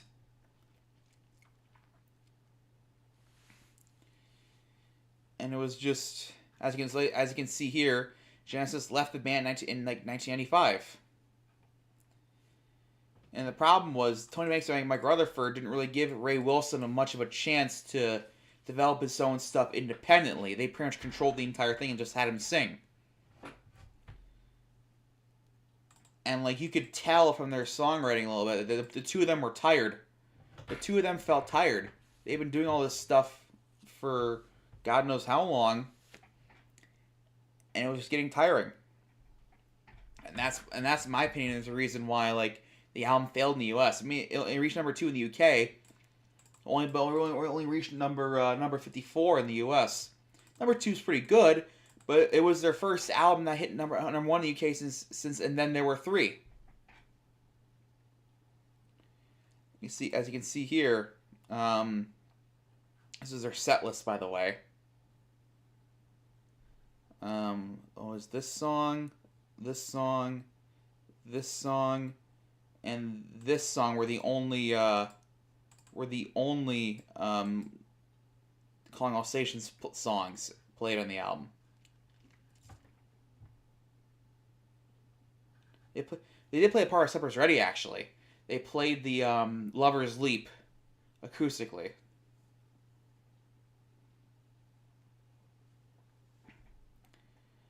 Shipwrecked was played at one point, but they ended up dropping it. So originally they played Hole in My Heart, but they dropped that to play Calling All Shipwrecked, and they dropped Shipwrecked in order to make the set list shorter. They also heard Small Talk, but never played that either. These are the shows they did. They did a short show in the U.S. for an interview and an acoustic performance at Cape Canaveral at the Kennedy Space Center. And these are all the canceled shows for the arena tour. See, they were going to play in Albany at the what's now the MVP Arena. Back then it was a Pepsi Arena. But that never happened because they probably didn't sell shit for tickets. And then here was a rescheduled tour for the smaller theaters. Again, didn't sell well, so they canceled it. So they just didn't tour in 97, and they only played in Europe. Granted, they did play in arenas, but yeah, it wasn't good. And then finally, their last ever show was here at Rock Im Park. And that was it. Anyway, back to the video. Sorry to add that. But ultimately chose not to play it. Collins said that happened with Abacab, which I'm sure everyone expects us to do. Around the time of the tour, halfway through the first verse, I said, I don't really want to sing this. I don't know what it's about. In fairness, the lyrics are a bit strange. Look up on the wall. They are. They're on the floor, under the pillow, behind the door. There's a crack in the mirror. Somewhere there's a hole in a window pane. Do you think I'm to blame? Tell me, do you think I'm to blame? I'm not sure what that's about either, to be honest. Is there some sense of guilt about something in there, or is it just random rhyming words? I mean, let's face it wouldn't be the first time the band had sung nonsense to record a single. I think it shows some integrity from Phil Collins that he didn't want to sing a song he didn't believe in. We thought the 2007 tour would be the end, and this was never planned. So it was a nice thing to have happened. That shows something of the band's mentality around the song. If they chose not to sing it on what they thought was a last tour, obviously they were done with it. It's interesting that Abacab was so completely cut out. Plenty of popular tracks have come and gone from their set list, and it's no surprise with such a massive catalogue to choose from. For example, some of their biggest hits to have been shelved from time to time include prog rock era classics like Supper's Ready, but also pop hits like Into Deep and Misunderstanding. But the band haven't expressly said why they don't play them. And in fairness, there's nothing unusual about that. Long-running bands change their set lists all the time. Okay. But Genesis, having had 2 singers, different musical approaches, critical receptions, and health concerns, it makes perfect sense. It's also worth remembering that they're human beings, and people change. When they first played Abacab, they would have been in their 30s. During the 2007 reunion tour, they'd have been pushing 60, and later in 2023, they reached 70. Yep. That's a lot of time for taste to change.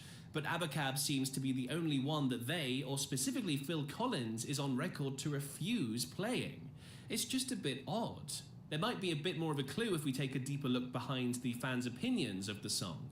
Looking past the sales success, there's actually a lot of disdain for Abacab, both the single and the album. In online forums, many call it a disappointment, or even that they sold out. That classic accusation of any band that even slightly alters their sound. And this opinion mostly seems to come from the prog rock era Peter Gabriel loyalist fans. Most people that started listening to the band post I'm gonna say that is seem to like it just fine. If you were the band hearing this kind of feedback, it's pretty understandable that you might not want to play the song. One incident would definitely have stuck in their mind. All the way back in 1981, when Abacab was first released, Genesis had every band's worst nightmare. While performing in Leiden, the Netherlands, the band were near enough booed off the stage during songs from Abacab.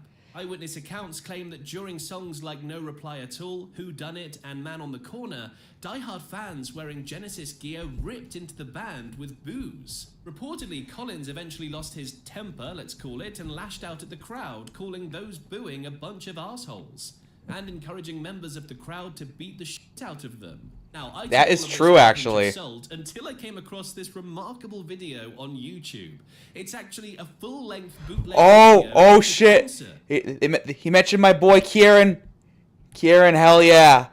This dude is cool. He's a huge fan of Genesis and Queen. He runs a channel where he just uploads a shit ton of Genesis bootlegs. He's up to the I think the 84 shows in the on the Mama tour, and his plan is to upload every single Genesis show. He's gonna go all the way to the very end. He's got every Genesis show that's circulating, and he's gonna keep uploading them until he gets to the very end, and then up to the 2022 shows, which is the end of Genesis, as far as we're concerned, pretty much. And so yeah, I was gonna see if he brought up the Leiden recording, the fact that Leiden has a recording, and he brings up this specific video, actually. Nice. And you can clearly hear fans booing and jeering during and after Abacab songs, as well as some very choice words that Phil Collins had for them. Right. Well, now that we've cheered everybody up, we're going to play another new song now.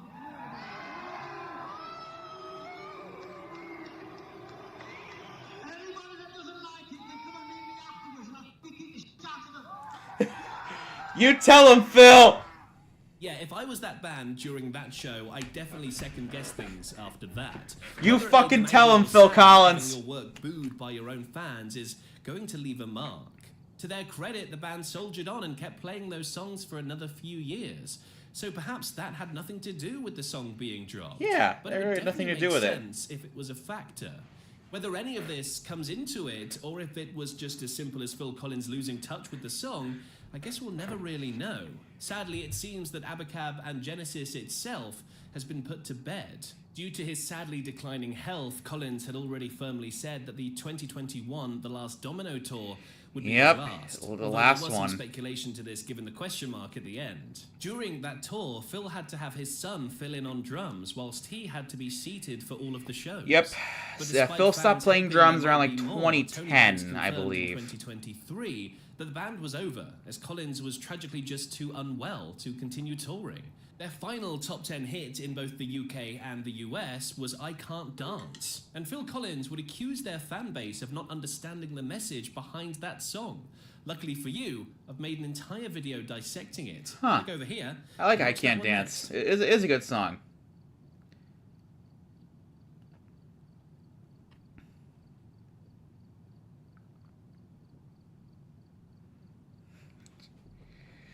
Oh, okay. So yeah, like I said, Faz is now up. Let me just go back here real quick.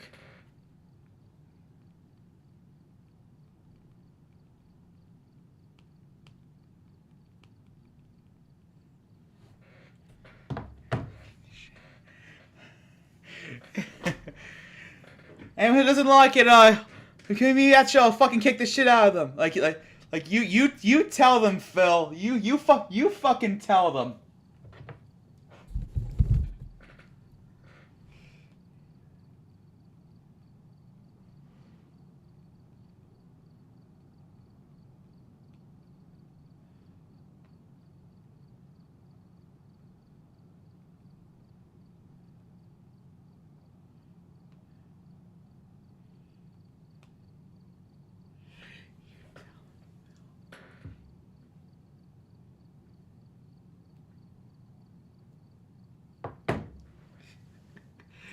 I wonder if,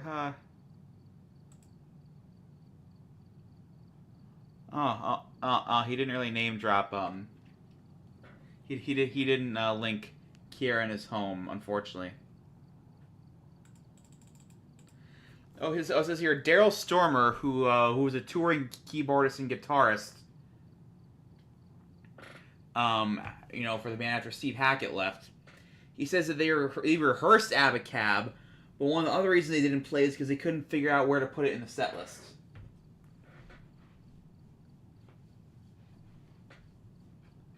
So yeah, that was another reason why, I guess. Two idiots lose their line over name sound-alikes. Have to watch that later, maybe. Anyway, let's go.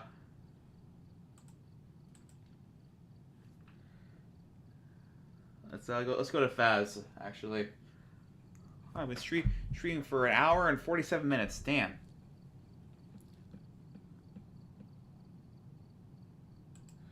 Okay, we're at Faz now. All right.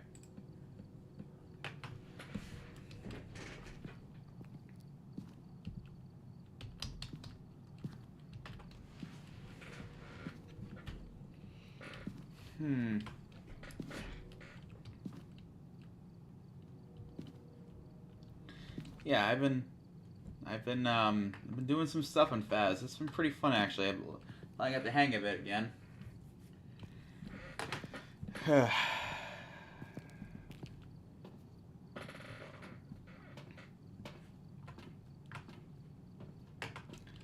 Ooh, bowling. Come on.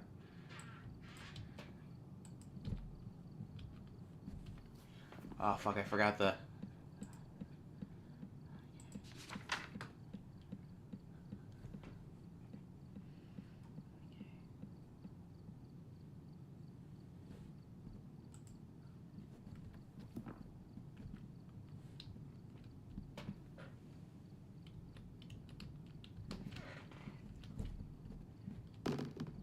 Alright, I got a strike. Hell yeah.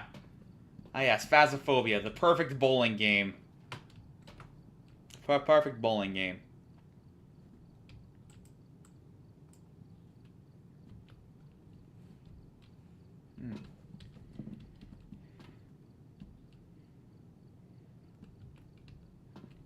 Oh, let's see if it topples over. Look at these fucking little mini games they got.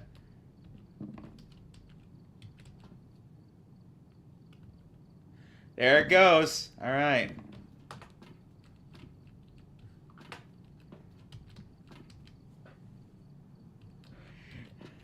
You know, the thing about a lot of these fucking Phil Collins haters is that, like, they didn't realize that Tony Banks and Mike Rutherford pretty much wrote most of these pop songs. Actually, it wasn't Phil. Phil wasn't really comfortable with songwriting until the '80s. Actually, like he wasn't really comfortable until after his first divorce with his first wife. Actually, even then, most of the pop direction was mostly a decision by Mike and Tony. I mean, Phil was the one who wanted to play Supper's Ready the most out of everyone in the band.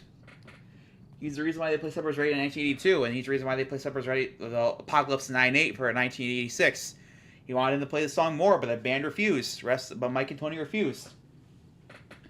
Because remember, like I said, Genesis is a band. No decision is made unless all the members agree to it. Whether it was 5 of them, 4 of them, or 3 of them. No decision was made unless all 3 of them agreed to it. So if you hate the fact they went pop, all 3 of them share blame. It's not just Phil. It's not just fucking Phil Collins who did it. Let's go to multiplayer, actually. I've gathered a list of other hunters asking for help.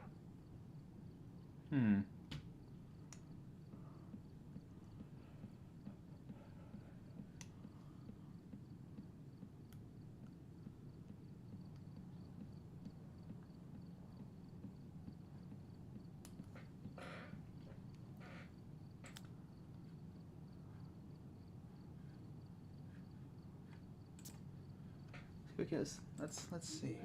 Oh wait, no. This is how you do it. Okay. Smitty, Werbin, Jaegerman, Jensen. Nice.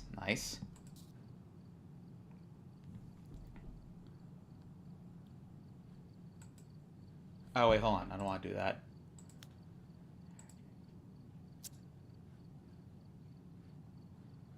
Ew. Huh.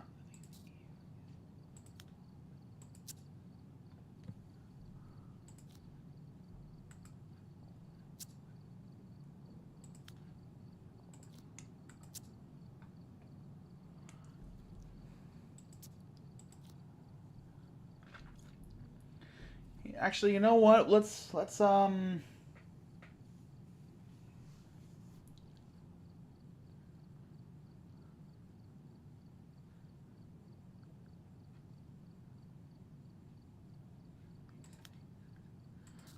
there's no difference. It's just colors. Okay. Let's see what we got here. You know what? Let's create a room actually.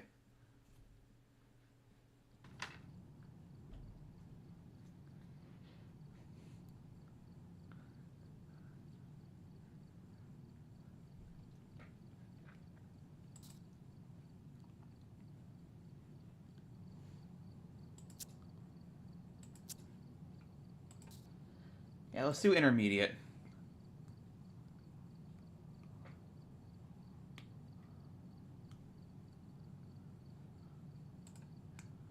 See if anybody joins up.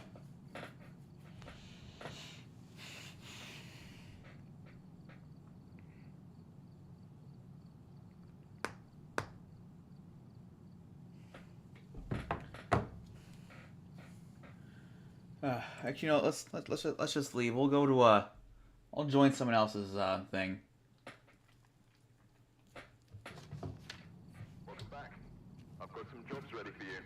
But I never left. I've gathered a list of other hunters asking for help.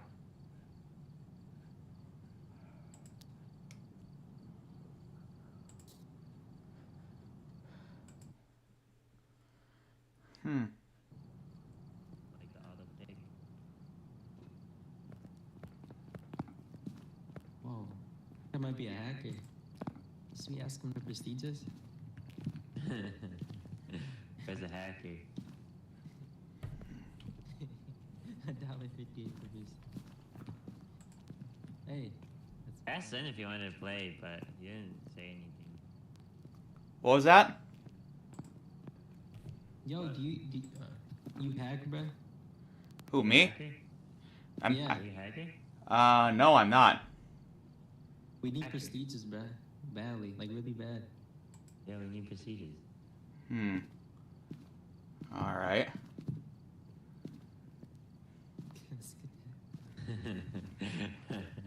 Skedaddle, but he doesn't have pussy yet. He's gonna look at that. He's gonna look at the zero evidence and leave. I'm bored. I don't really give a shit.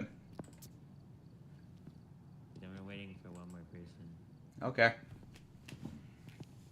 What's up? What's this? Wow. She's not answering, or Zen is not answering. Ugh. Violet won't answer me. I'm sad. Is Violet another emo? Oh, Sounds like it.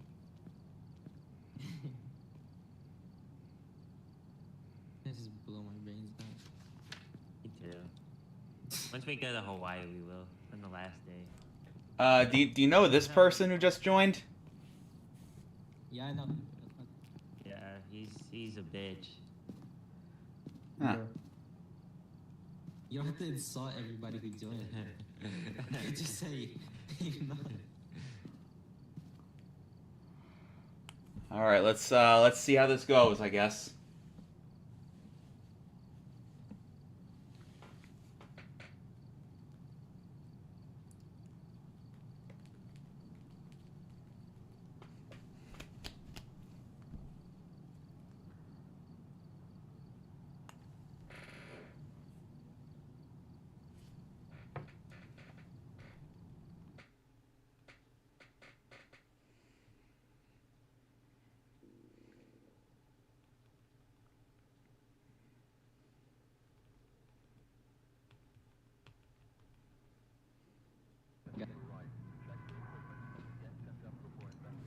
You might go for it. All right, here we go.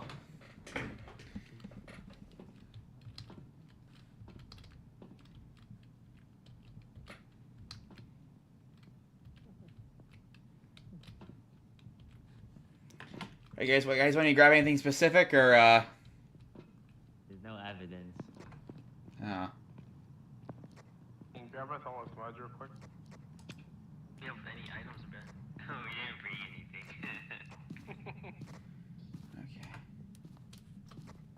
Okay. You're trying this. Fuck, what is the We're gonna see. We're gonna have no items. We got this, bro. Yeah, I need It's to go not find hiding impossible. spots. There's one in the garage. Basement hiding spot is there. It's in the garage, shit. Is that you, though? In the car. I just need to get the. All right. Let's see what we got here. I think it's a shade. It might be a shade. I think it's Shut up. It's not a shade. What's the custom one? Let's put it on. Freaking 9. Zero evidence. And there should be zero evidence, zero grace period, so it should just spawn in. Yeah. Zero stuff. There you go. Oh, the lights are flickering, so that's a sign. And they just oh fuck.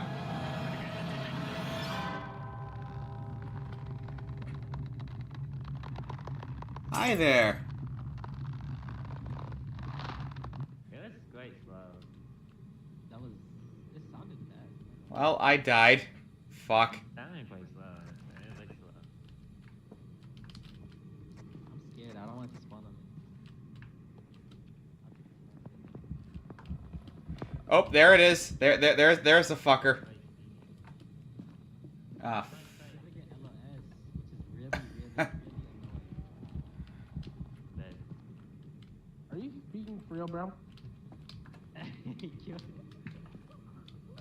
it's quite speedy, so it might be a boy. Oh, fuck! It just killed him too. What did I do? He's the one that turned the corner. Ah, shit. Loop the table. You gotta loop the table. Don't loop the table. That's his fault. I told you he was the highest spot in the basement. How he look is. You want to see what it looks like, man.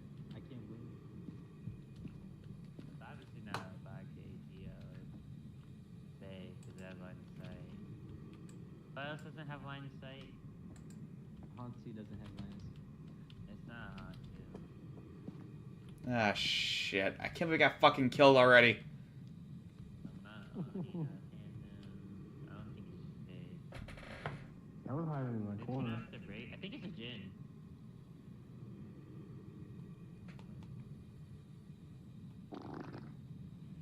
Okay, who did that?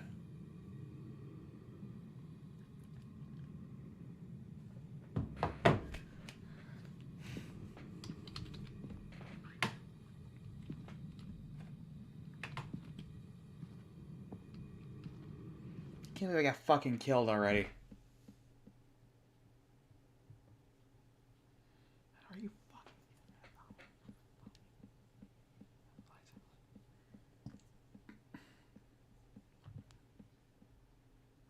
Jesus Christ.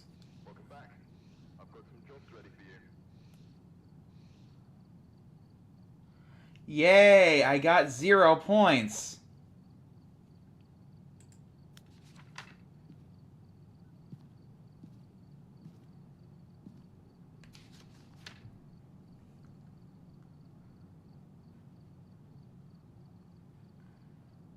Oh, I guess everyone left. Alright.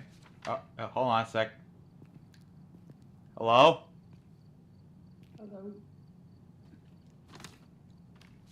Oh shit. Okay, there's more people here. Nice.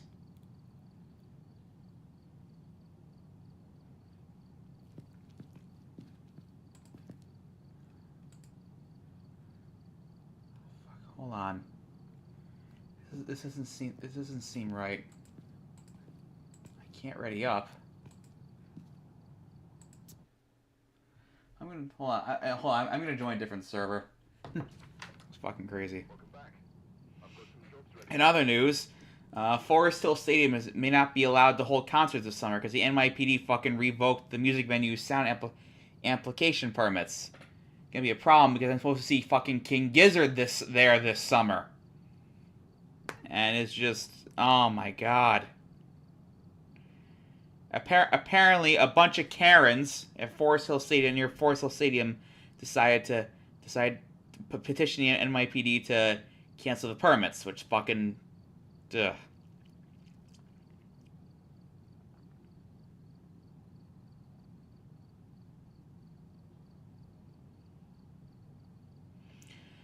Well, I guess right now there's a dispute between the West Side Tennis Club and the Forest Hills Garden Corporation. They denied city access to a series of private roads surrounding the venue. So the NYPD denied them permits. They said that at least 11 of 36 concerts held at Forest Hill Stadium last summer exceeded local decibel limits, which is just fucking bullshit.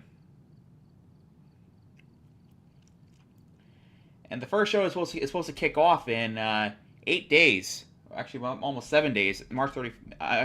Oh fuck! I misjudged that. It's supposed to.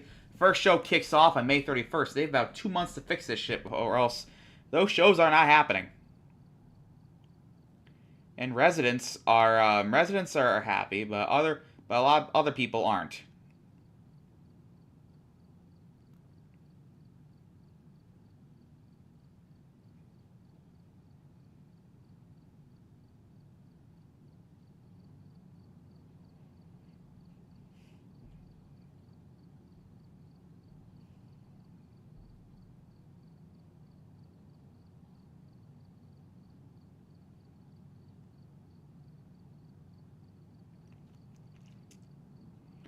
So that's fucking bullshit. Okay, let's join a different multiplayer server and see what happens. All right. Okay, so now we're 2 hours and about There are others out there. 2 hours and 4 minutes in. I mean, it's 2 hours 4 minutes in. Once again, I'm Lacedaemon. Thank you for watching. So yeah.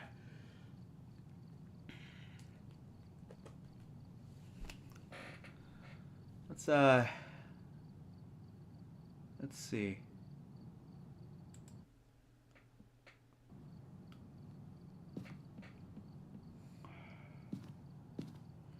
Hello.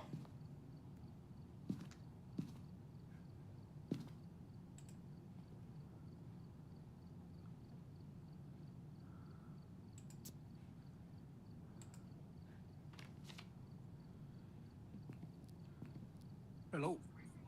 Hello there. How you doing? I'm doing. Oh shit! Excuse me. I'm doing. All right, all right. Let's see what we got here. Uh-huh.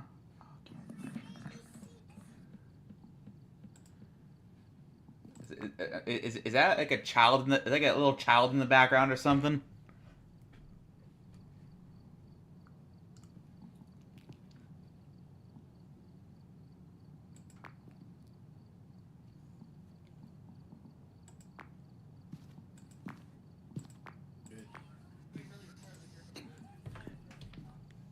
Okay.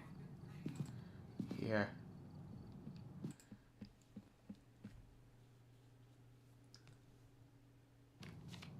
Oh, I was kicked from the room or whatever. It's ready for you.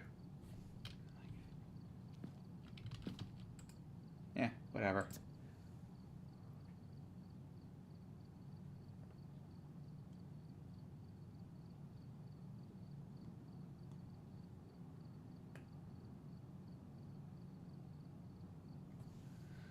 Hmm.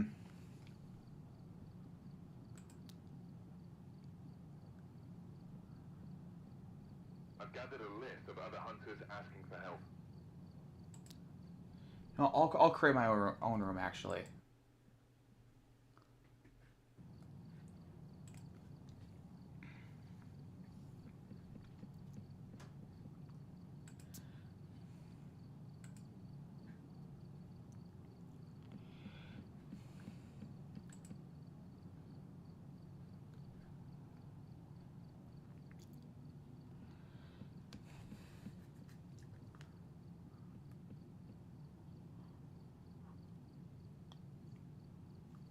Hmm.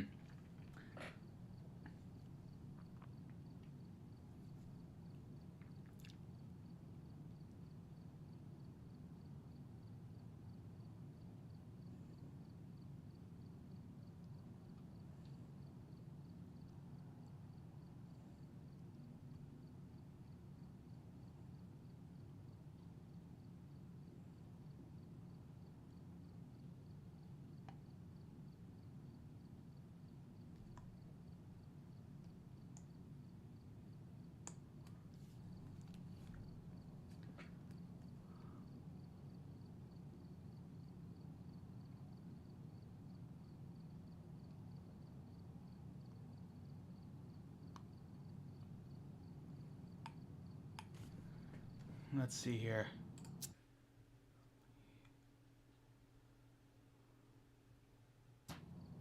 Welcome back. I've prepared some jobs for you.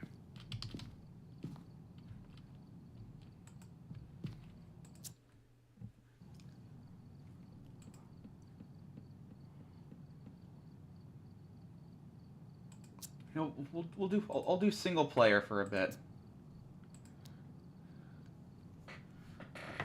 Ah.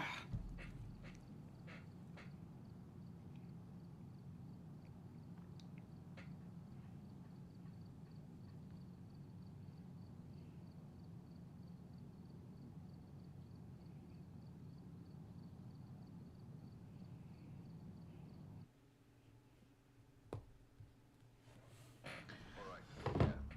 Take a look at the equipment and prepare accordingly before starting the investigation. Whoever was here must have summoned the ghost with a cursed object. Investigate it, but be careful. We don't know what it's capable of. Okay.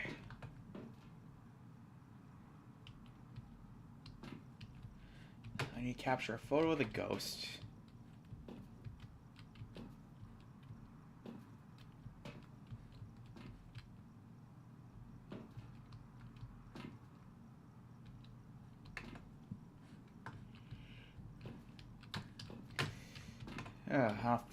Fuck, I don't think I have a...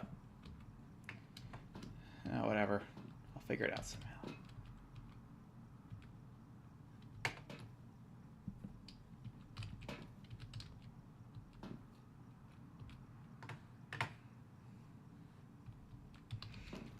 Fun fact about this Geisfield thing. This is based off an actual EMF meter called a tri-field EMF meter, by the way. It's Just thought I'd let you know that.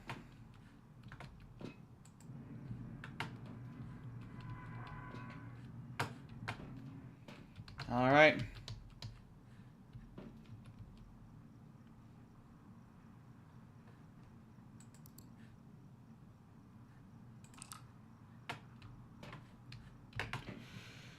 Let's head into 6 Tango Drive and see what happens.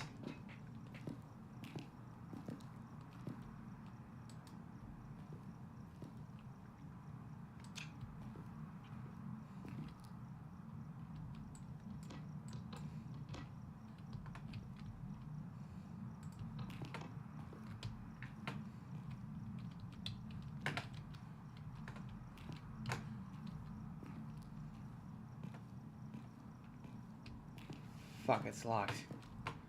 God damn it.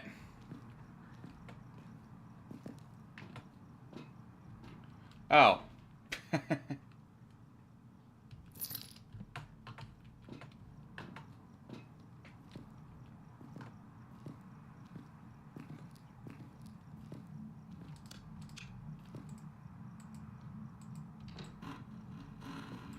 Hello? I'll keep this door open. I'm not taking fucking chances here.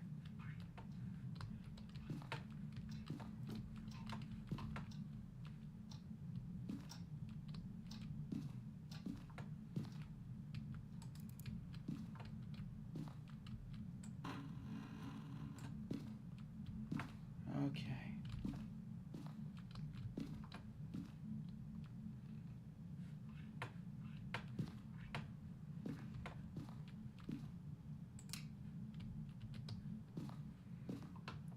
Oh, that's just great. Lights don't work. I don't think.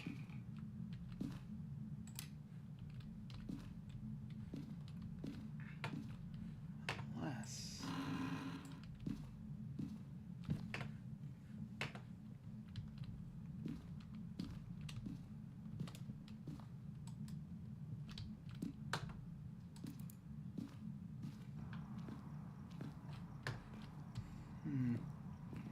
I think the breaker's in like the fuck. I think the break is in the Oh fuck! Fuck. That scared the shit out of me. Christ. Okay, let's just I got the ghost. I saw the ghost. I saw that fucking.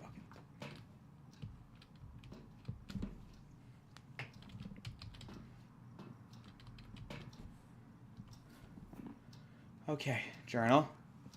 Okay, evidence.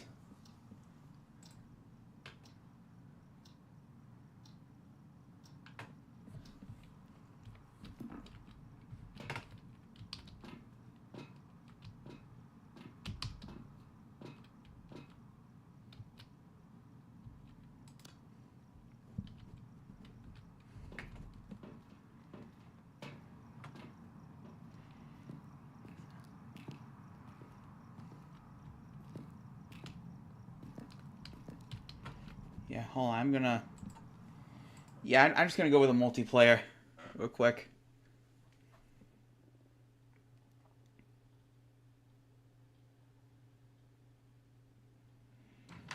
Welcome back.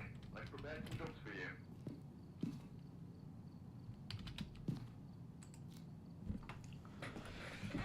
Let's just join and see what happens. Looks like there are others out there in need of help.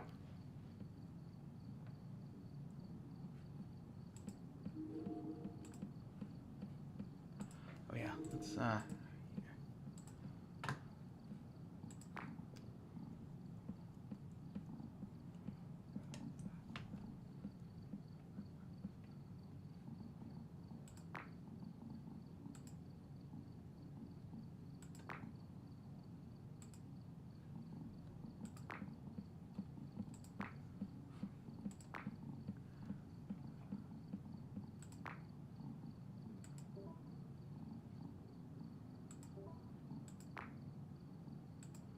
okay.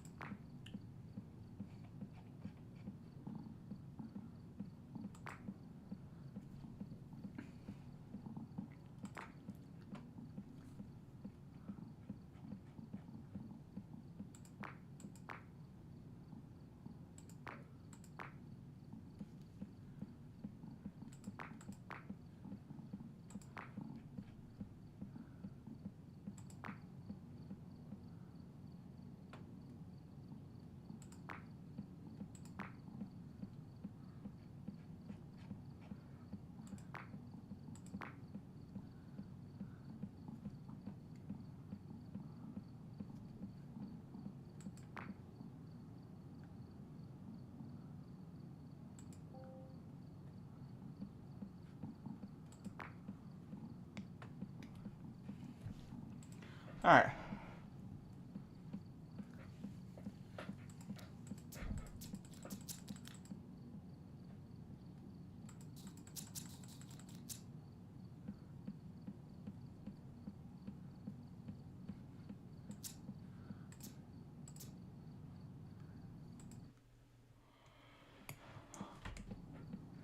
All right. I'll probably get off the stream in about another 5 to 10 minutes.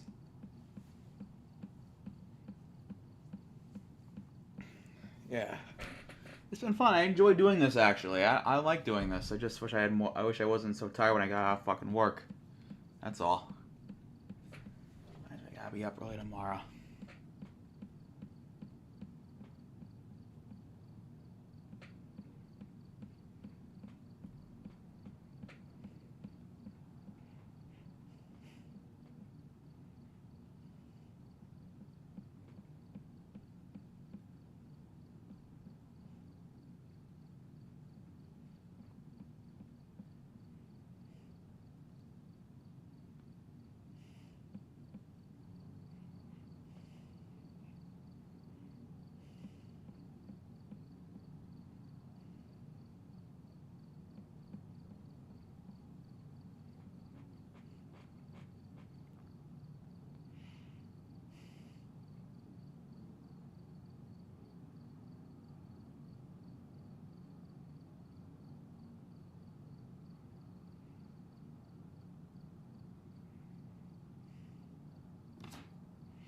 Oh, hello there. Oh, never mind.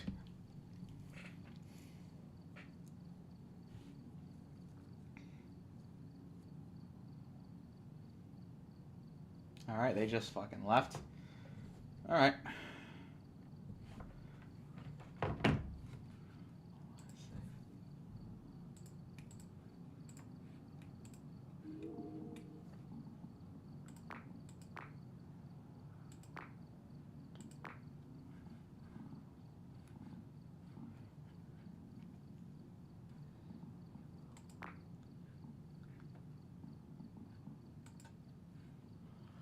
Okay.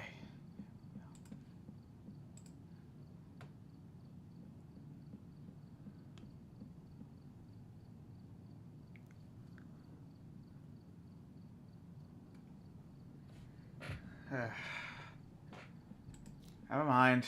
Disregard. Disregard. Welcome back. There's some jobs ready for you. I think I do. Do I have a spirit box?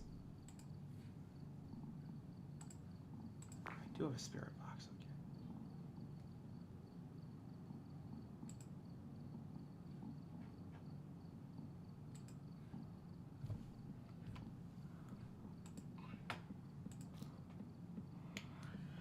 Fuck it. If I get kicked, I get kicked, I get kicked. I've gathered a list of other hunters asking for help.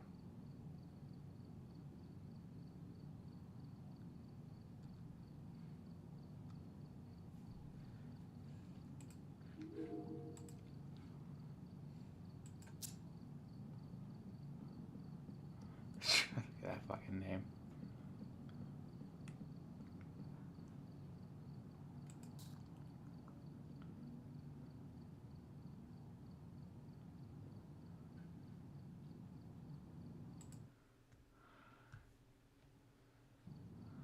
No words. Hello. Hello there. How you guys doing? We are doing. All right. Camp Yes, Woodwind, yes, huh? yes, yes. Yes, we're doing a 4.95 custom difficulty. And, yeah. All right. Gaining that monies. That works for me. Our fourth Hey, just hey, left. Do you want to wait for a fourth, or? It's up to you guys. I don't give a fuck.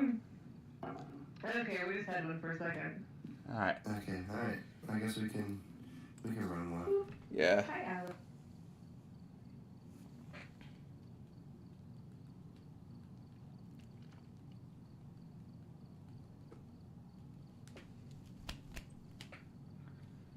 Come on in it. Don't crap on me. Don't crap on me out now. All right. There we go.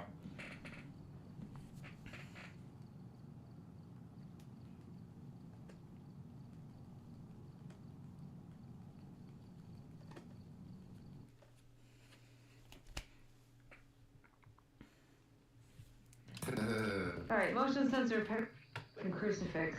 I have the EMF, a camera, and the ghost box.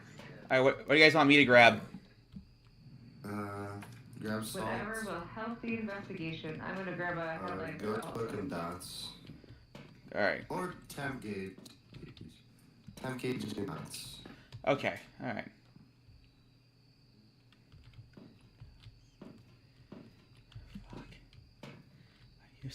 I'm used to the level 1 shit. Oh my god. Dots, I think. That's gotta be dots, I think. Wait, no, this is...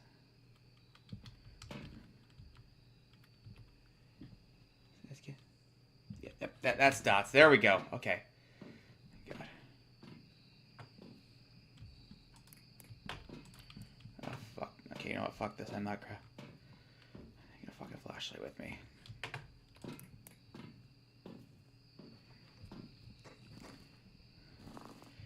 Hey, sorry about that. I'm here.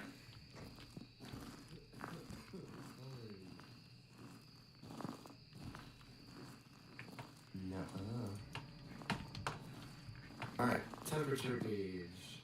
Alright, temperature gauge. Need to find where Mr. Ghost is. Fuck, I hope this is the right thing. Oh shit. That's it. Aw, I wasted an incense. Fuck. Wasted it. Is it colder right here? Shit. Let me see.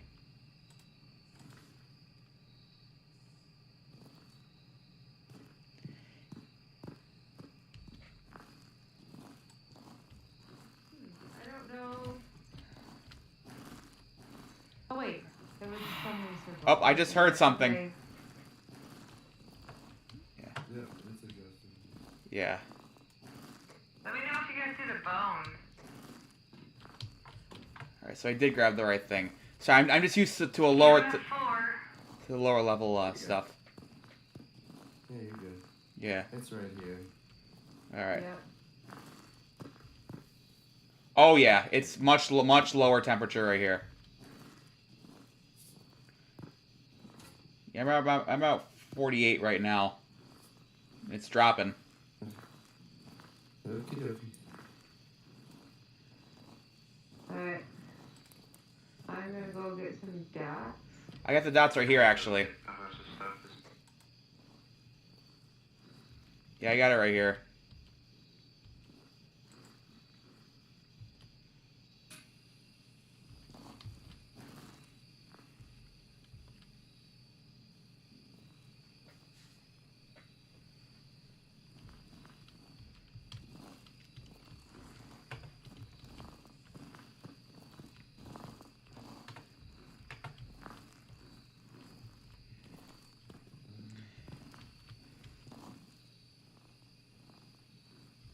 Let's see some ghost orbs. Yeah.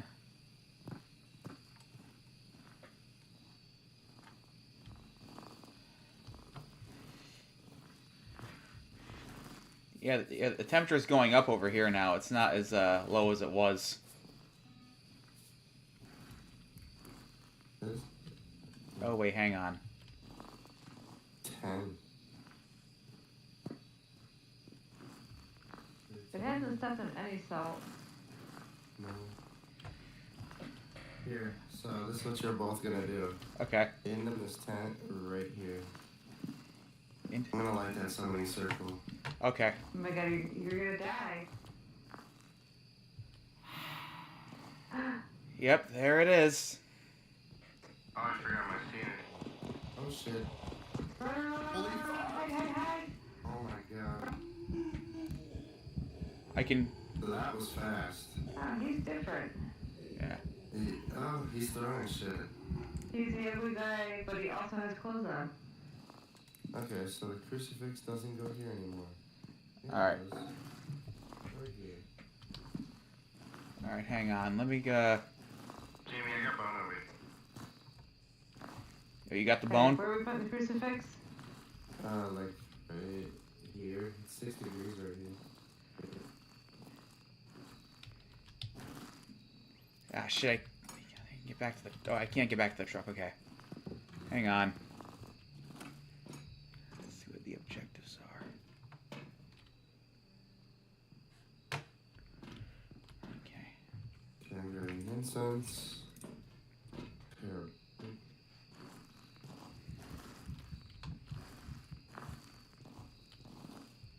Oh, let's check my sanity. Oh, my sanity's at 1. Delete my 2-star photo of the ghost.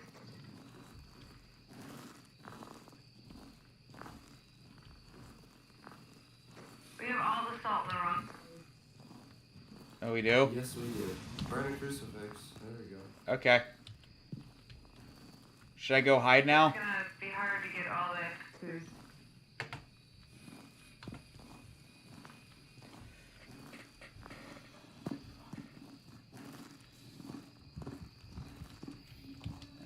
Let's see right here.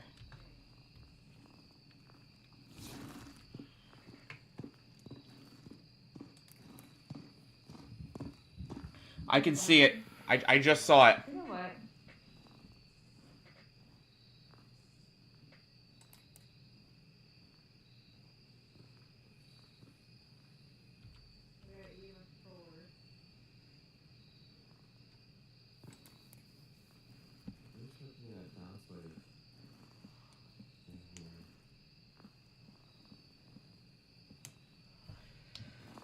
Alright.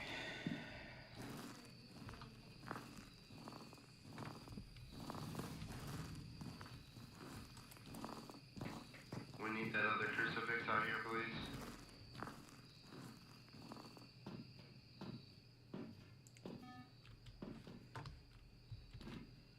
With a motion sensor.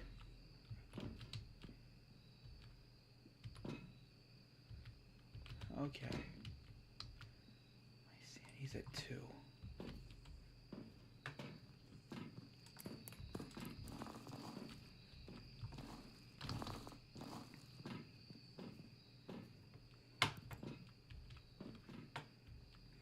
We have ghost orbs. Do we? Yes, we do.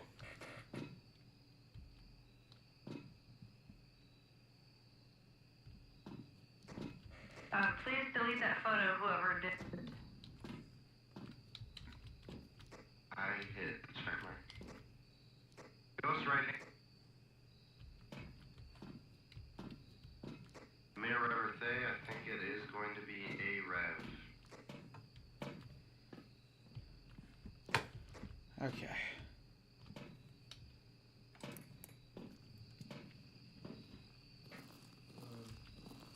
To do a revenant test, we just have to hide from it, so I say we just hide. Just hide? Okay. Pretty much.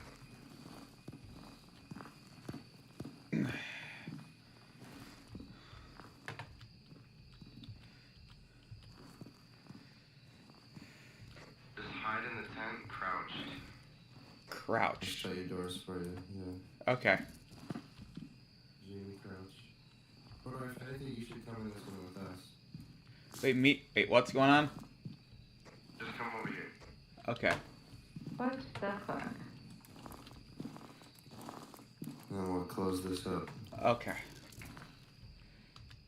So if you hear its footsteps and it's really slow, that means it's a revenant. Okay. Okay, somebody still didn't delete the photo of the ghost. Do you know how to do that? Wait. Marta? Wait, did I take the photo of the ghost by accident?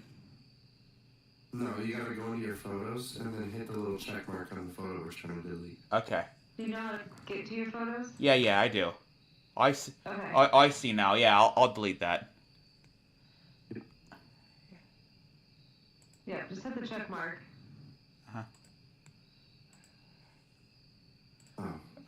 Shit. Okay, there we go. Okay, we're good. We got it. Perfect. Yeah.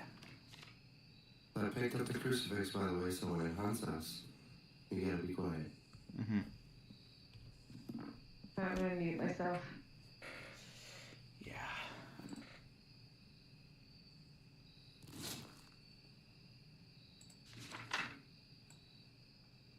Alright. I'm waiting for it to close the gate.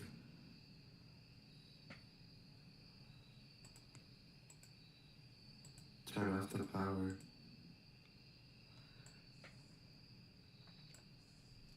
Alright.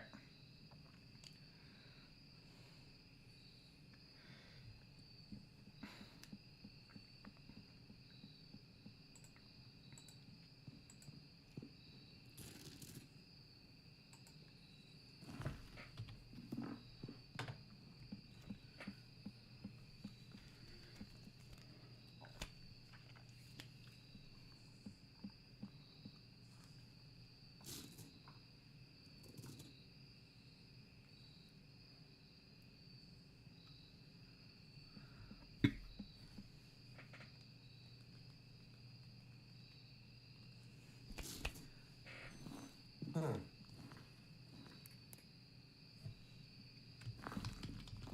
I didn't hear it. It's not hunting. Huh? Oh.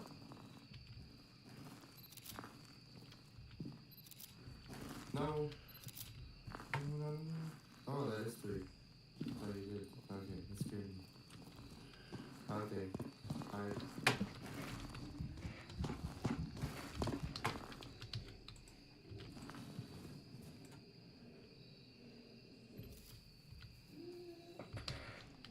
I gotta delete that one. I see it. I'm gonna quit trying to take pictures of ghosts. We should try height. You should crouch. Alright. Should I remain muted or?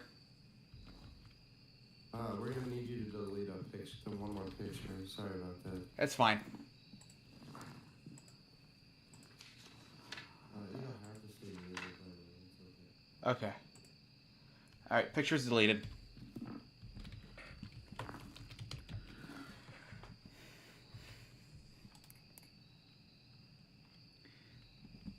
You guys still hiding? Jerry? Yes.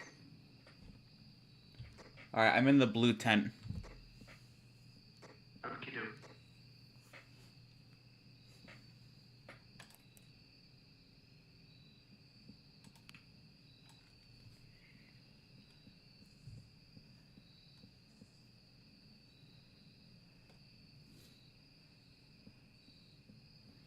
You know what, guys? I think it could be a Fae, too. Hmm. Can I come out yet? True. What? Can I come out yet? Unless you want to come in and join me. Shit, let's have a slumber party. Fuck yeah. That's between you guys. Ah. Fuck that thing. Get in the tent, hurry up. So it's getting slower. You heard how it was faster at first? Yeah, it's Okay, you're good. You can just come out. okay. The hunt times are very short. Yeah, it's, I made it to where they were short. yeah. Oh my god, I can't fucking talk. Holy shit. Is it Fae? Yeah, I think it's a Fae.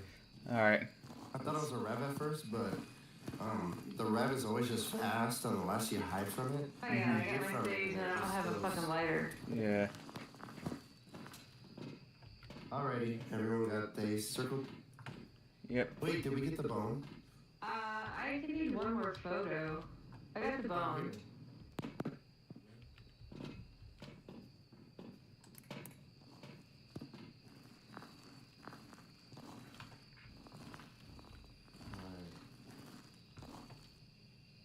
Now we just let it hunt. And we're good.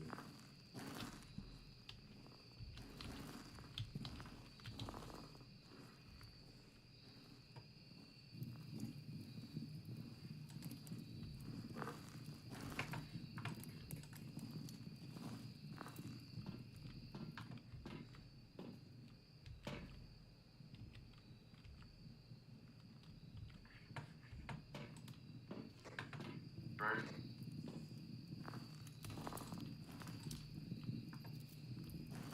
Alrighty, let's go. Okay, wait, I don't have my ghost picked yet. Okay. It's a Fae meeting? Yeah, it's a thing. Okay. See, well, you could tell, cause like if you guys seen its speed at first, remember? Yeah, exactly. Yeah. Seen how fast it was at first. Now it's kind of wearing out. Getting old. Yep. Old. Alright, let's do this shit. Let's get the fuck out of here. Yep. What do you have, Roro? Oh. My god, you're the cutest.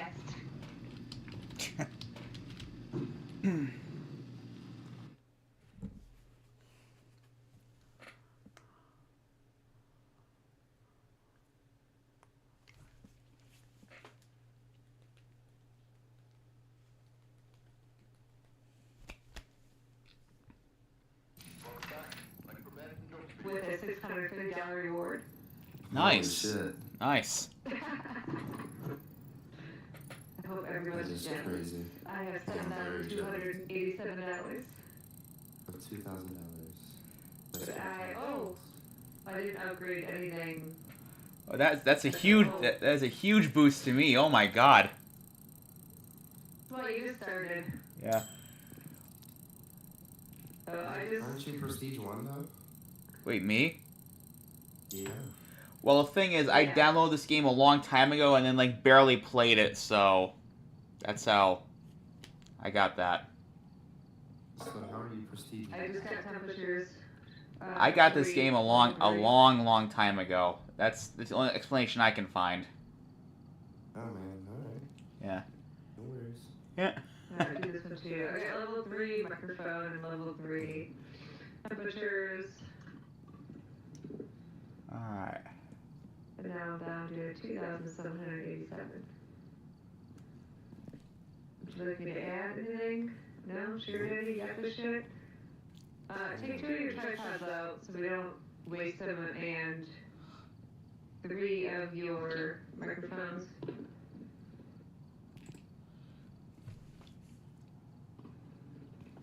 And 1 of your cameras. And 2 of your motion sensors.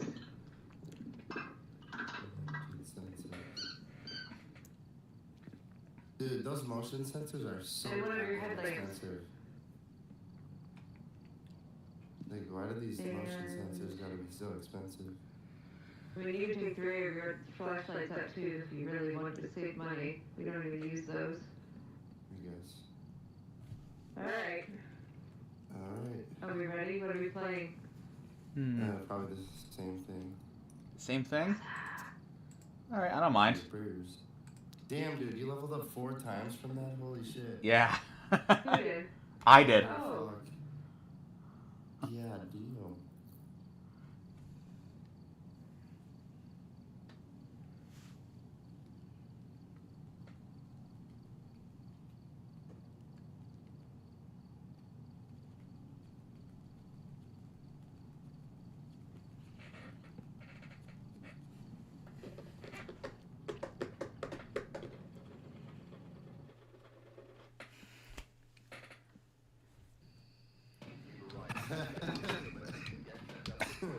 Don't die on us. We have EMF, repellent both chasing, and firelight. Okay. One of you want to grab a candle, a crucifix, and a temp gauge, and a... EMF.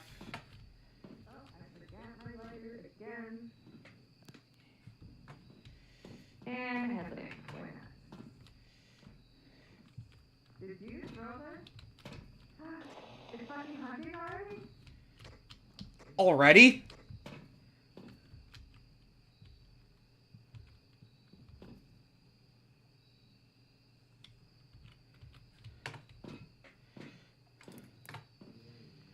EMF right there where I threw the EMF meter. Okay. Moved like an inch. Take a picture of the ghost. Oh shit. Never mind, you're good. He'll be back. Okay.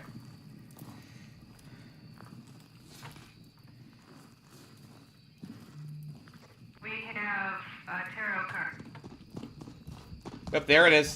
There it Holy is. shit. Fucker's fast. Oh yeah. Very quick. Okay. Could be a Thay again. Maybe a Maroy. We need temps though. Jamie, does anyone have temps? Oh shit, hang on. I'll go grab it. I don't know. No worries, I get it. We need gas anyway.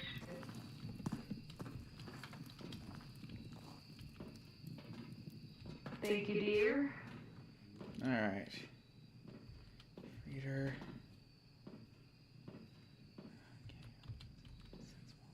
Camcorder.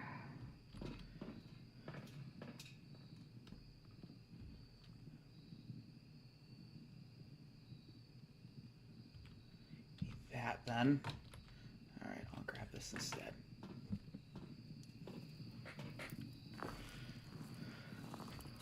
Oh, come on.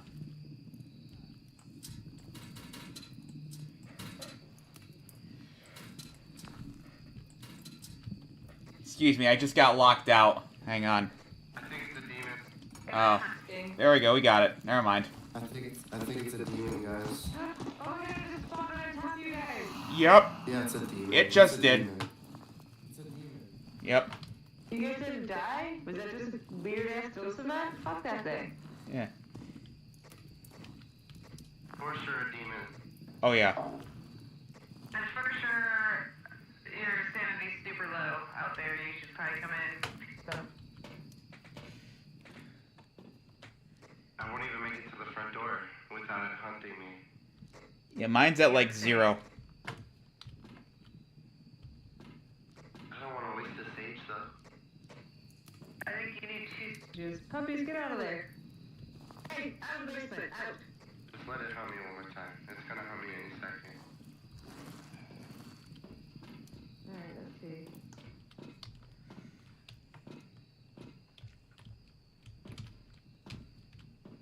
We need a candle. Okay. Do you know how to read this graph right here? What's up? Do you know how to read this graph? Uh, This is the activity of the ghost, so when it gets all the way up to the top, it means it's hunting. yeah, I knew that. I knew that once you reach the top, it's hunting. So. Okay. Oh, Hantu energy.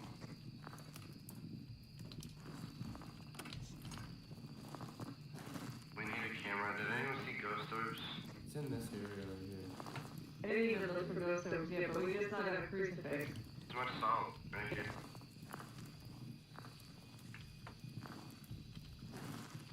Is this 3 stacks? No, I probably don't fucking know. Probably not. Who Doesn't. put it down? I did not. When you put the salt down, did you put 3 stacks in one pot?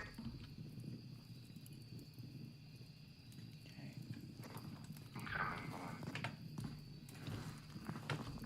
Hold on. Just take one more of it. Wait, look. Wait.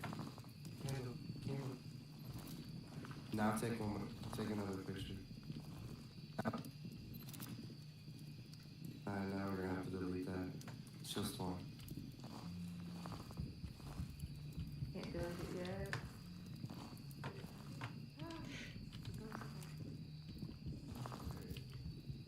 Right here's the shadow. Yeah, my heart's starting to race in the game. I'm gonna stop out to delete this photo.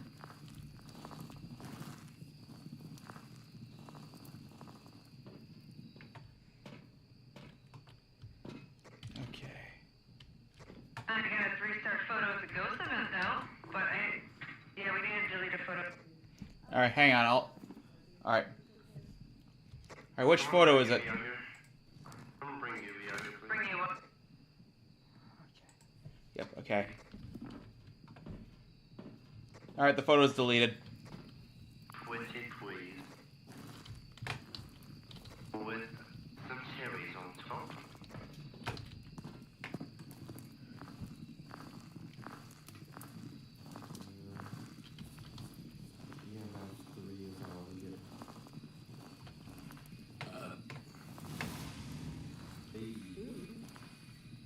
By the way, Sarah, or not Sarah, Jamie, sorry, Cubby, Sarah, fuck. Yes. That's a stack of 3.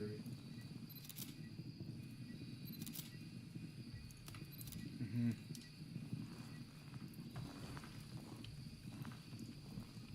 Hang on, I'm gonna change. She's already got a camera, so change. Scrap that.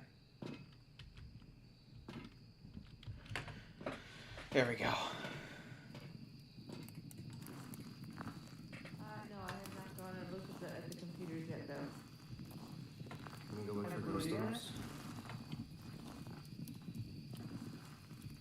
We also did not find a book. The no bone? Nope. Oh, there it is. Hello, sexy. Or We got orbs? And a brother crucifix. yes. Okay. Brother crucifix again. Oh shit.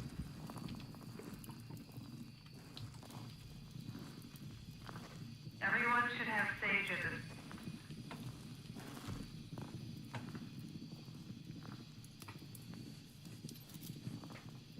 Does anyone have the other crucifix? I do not. It's still on the I don't either. It's on the wall. Oh shit. I would. Let's hide. These are red. Hurry up. Yep. Hunting, hunting, hunting. Oh shit. No. It didn't sound like it was that fast, Jamie. We lost someone. You lost me. Yes, we did. I think it's a Fae, another Fae. Yeah, it's definitely a Thay. If you come out to the truck, we can unmute you.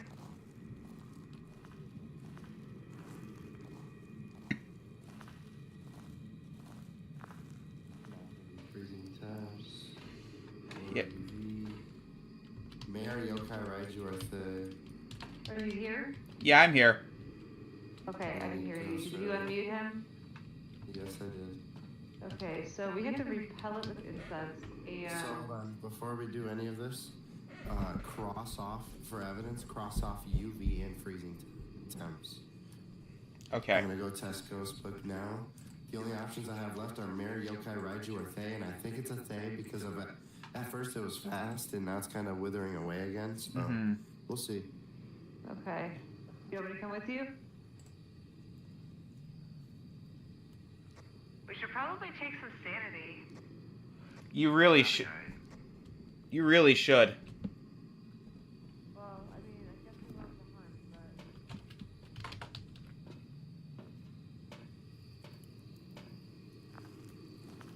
but I'll be in the tent waiting. You can pick that crucifix up if you want. It's a hunt. No, I'm alright.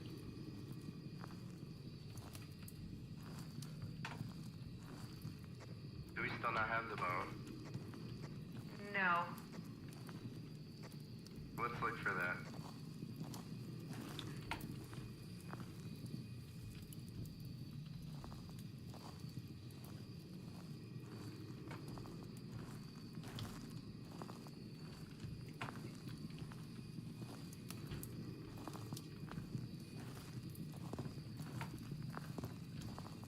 Hunting. Hunting.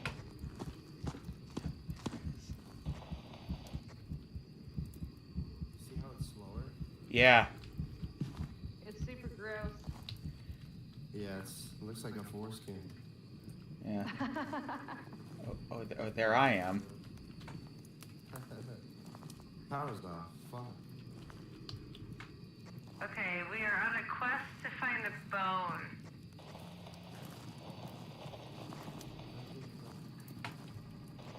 Hunting again?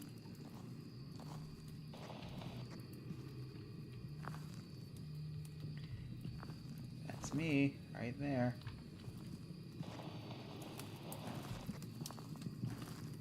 I can't tell if it's hunting or not. No, It's not. Oh, Ghost Riding, by the way, Jamie. I picked up the book you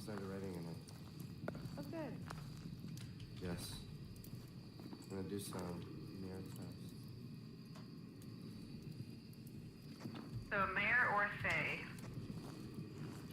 I think it's a Thay. Mares don't start off super quick and then go slower.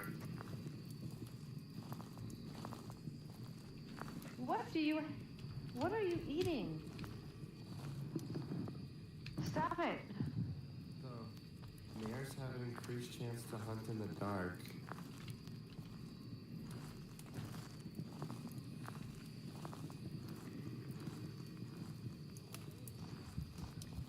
You're a dick. Hunting. Hey, hunting. Run. No, another way. Hey, look.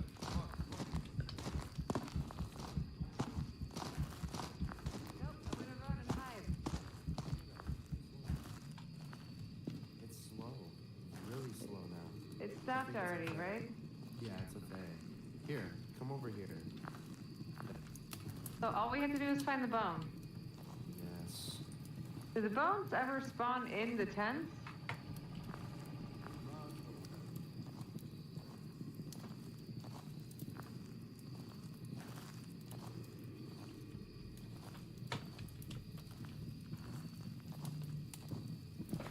This is party. If you crouch, you can see the ground better. And possibly find a bone.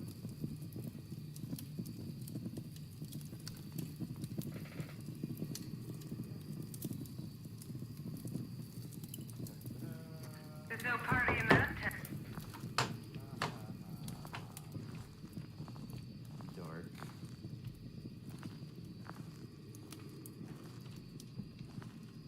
Hey, guess what I got? Do you get a bone? No. No, don't. I'm Wait, maybe hiding. I can revive our buddy.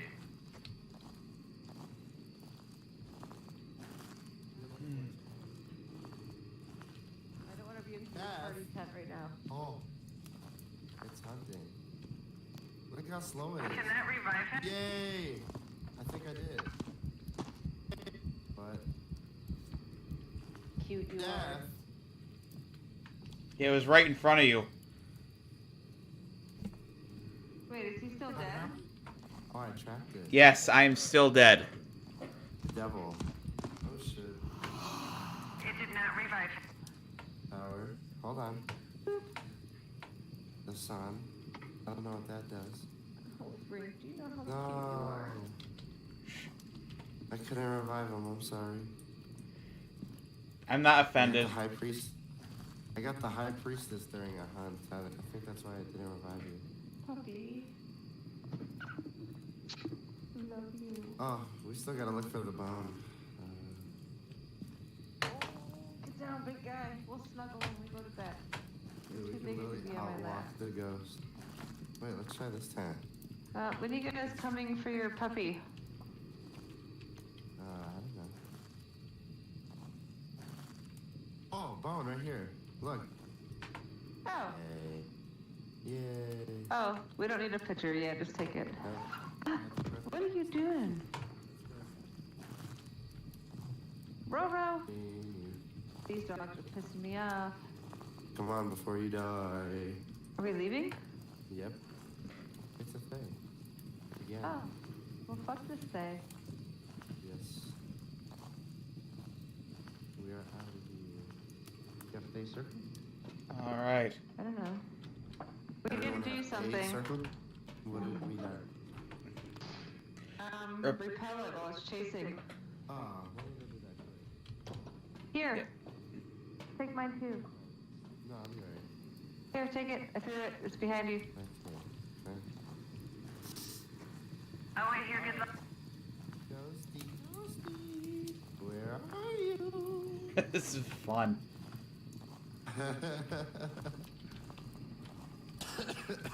Ghosty, ghosty.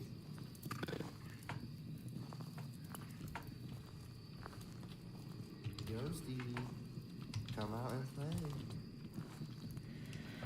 Come I'm on. scared now. What's the ghost name?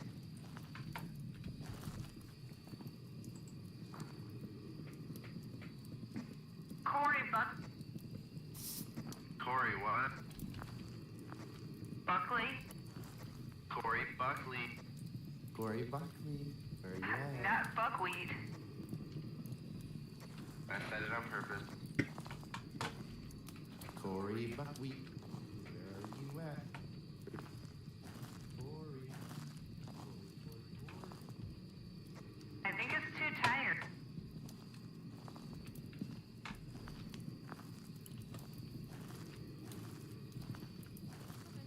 Maybe it'll hunt. I'll hide. If it hunts, it's gonna be super slow, so you don't have to worry about it. I don't care. I'll be right here. Hanging out with my dead buddy here. But he's bent over, dude. He's tooted up right now.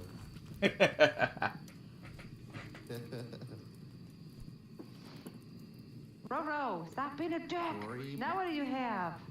Corey. The fucking cat toy. Stop Tear it. it out, but I need one more hunt out of you. Come on, Chief. I need to repel your bitch ass with this incense.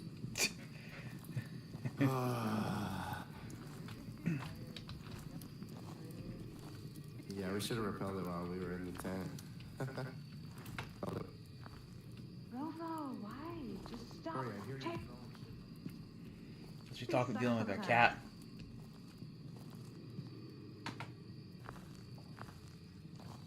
Oh, Roro, you're such a dick.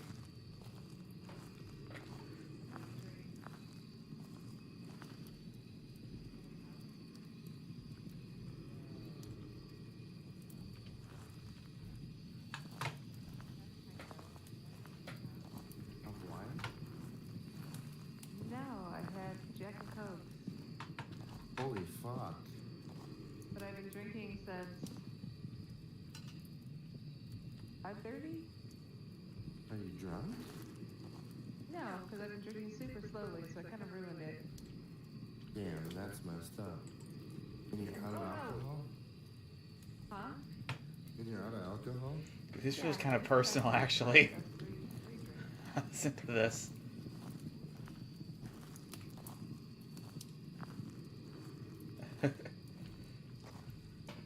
What'd you say? What, me?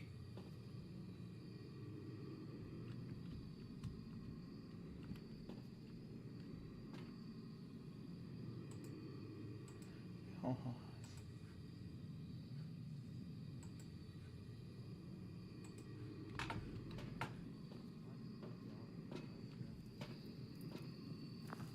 Oh, this is Sparta.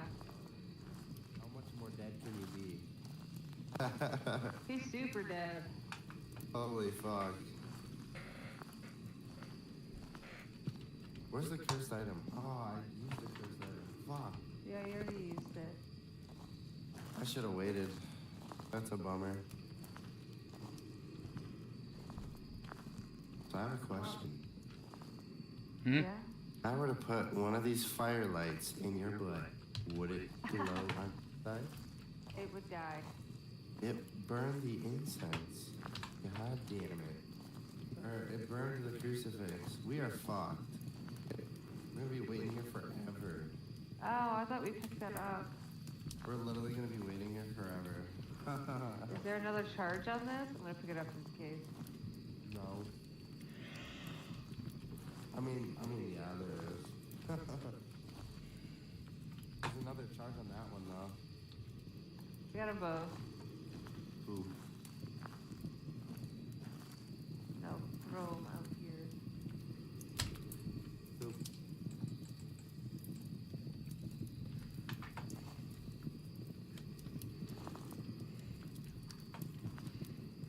Somebody come get her. She's dancing like a stripper.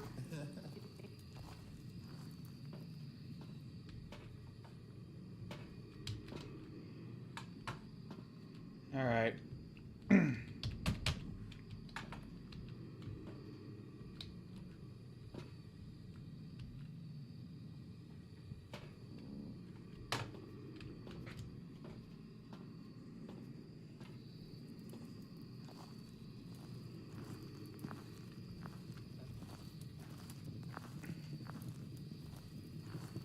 God damn, this fucking ghost sucks. Tired. I mean, Oh.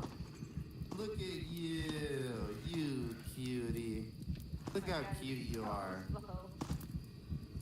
Look how cute you are. Oh my god, you're so cute. You're so cute. Look at this fucker. I'd fuck him. I swear. Dude, he's so hot. Look at him. Now back off, pussy. Oh, there it goes. Alright, we're out. Holy fuck, it was so slow. Okay, everyone have faith. Yep. Yep, I do. Alright, let's bounce. Yep. That took forever. I know, I was dead for so long. Oh, my bad, bro. It's alright.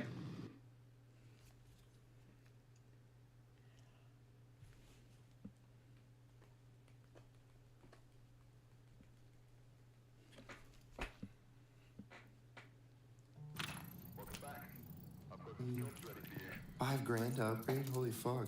Nice. I do not have that much money. Hello. Hello. Oh, hello. Oh, another new person. Welcome. Hey, am I allowed to be here? Yeah, Yep. of course. Yeah, Are. of course. Awesome. Best I side mean, I don't see potato. why not. Yeah. So we're doing custom, just letting you know. We're doing 4.95 times rewards with 2 evidence.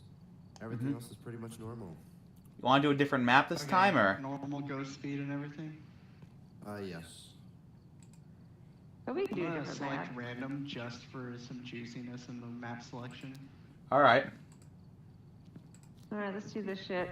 Watch it be prison. Oh, God.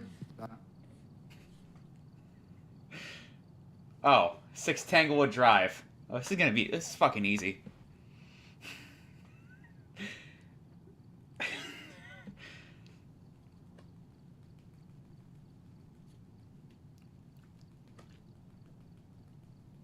Oh, wow, we're 3 hours in. Nice.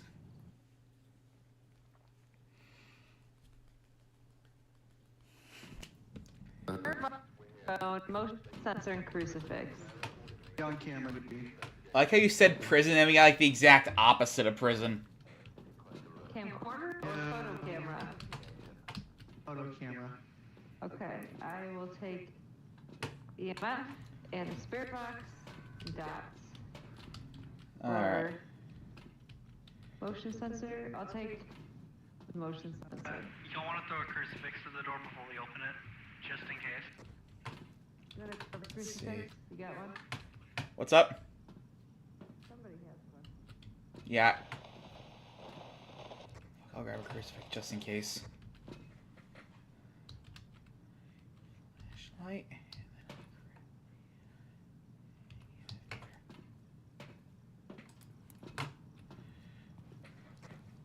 I have EMF 4 in the first bedroom. Alright. Thank goodness for that. Yes. Yes, You getting out already? My smudge stick is out. Hallway and bedroom have the same.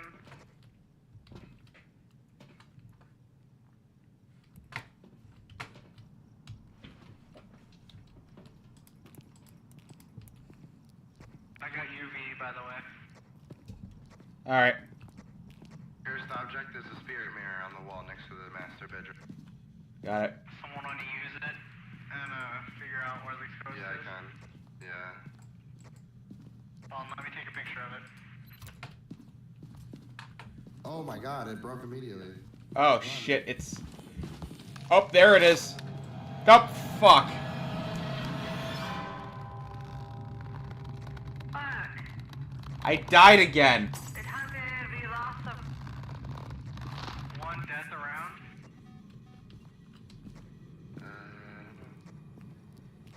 Alright, take a picture of his dead body.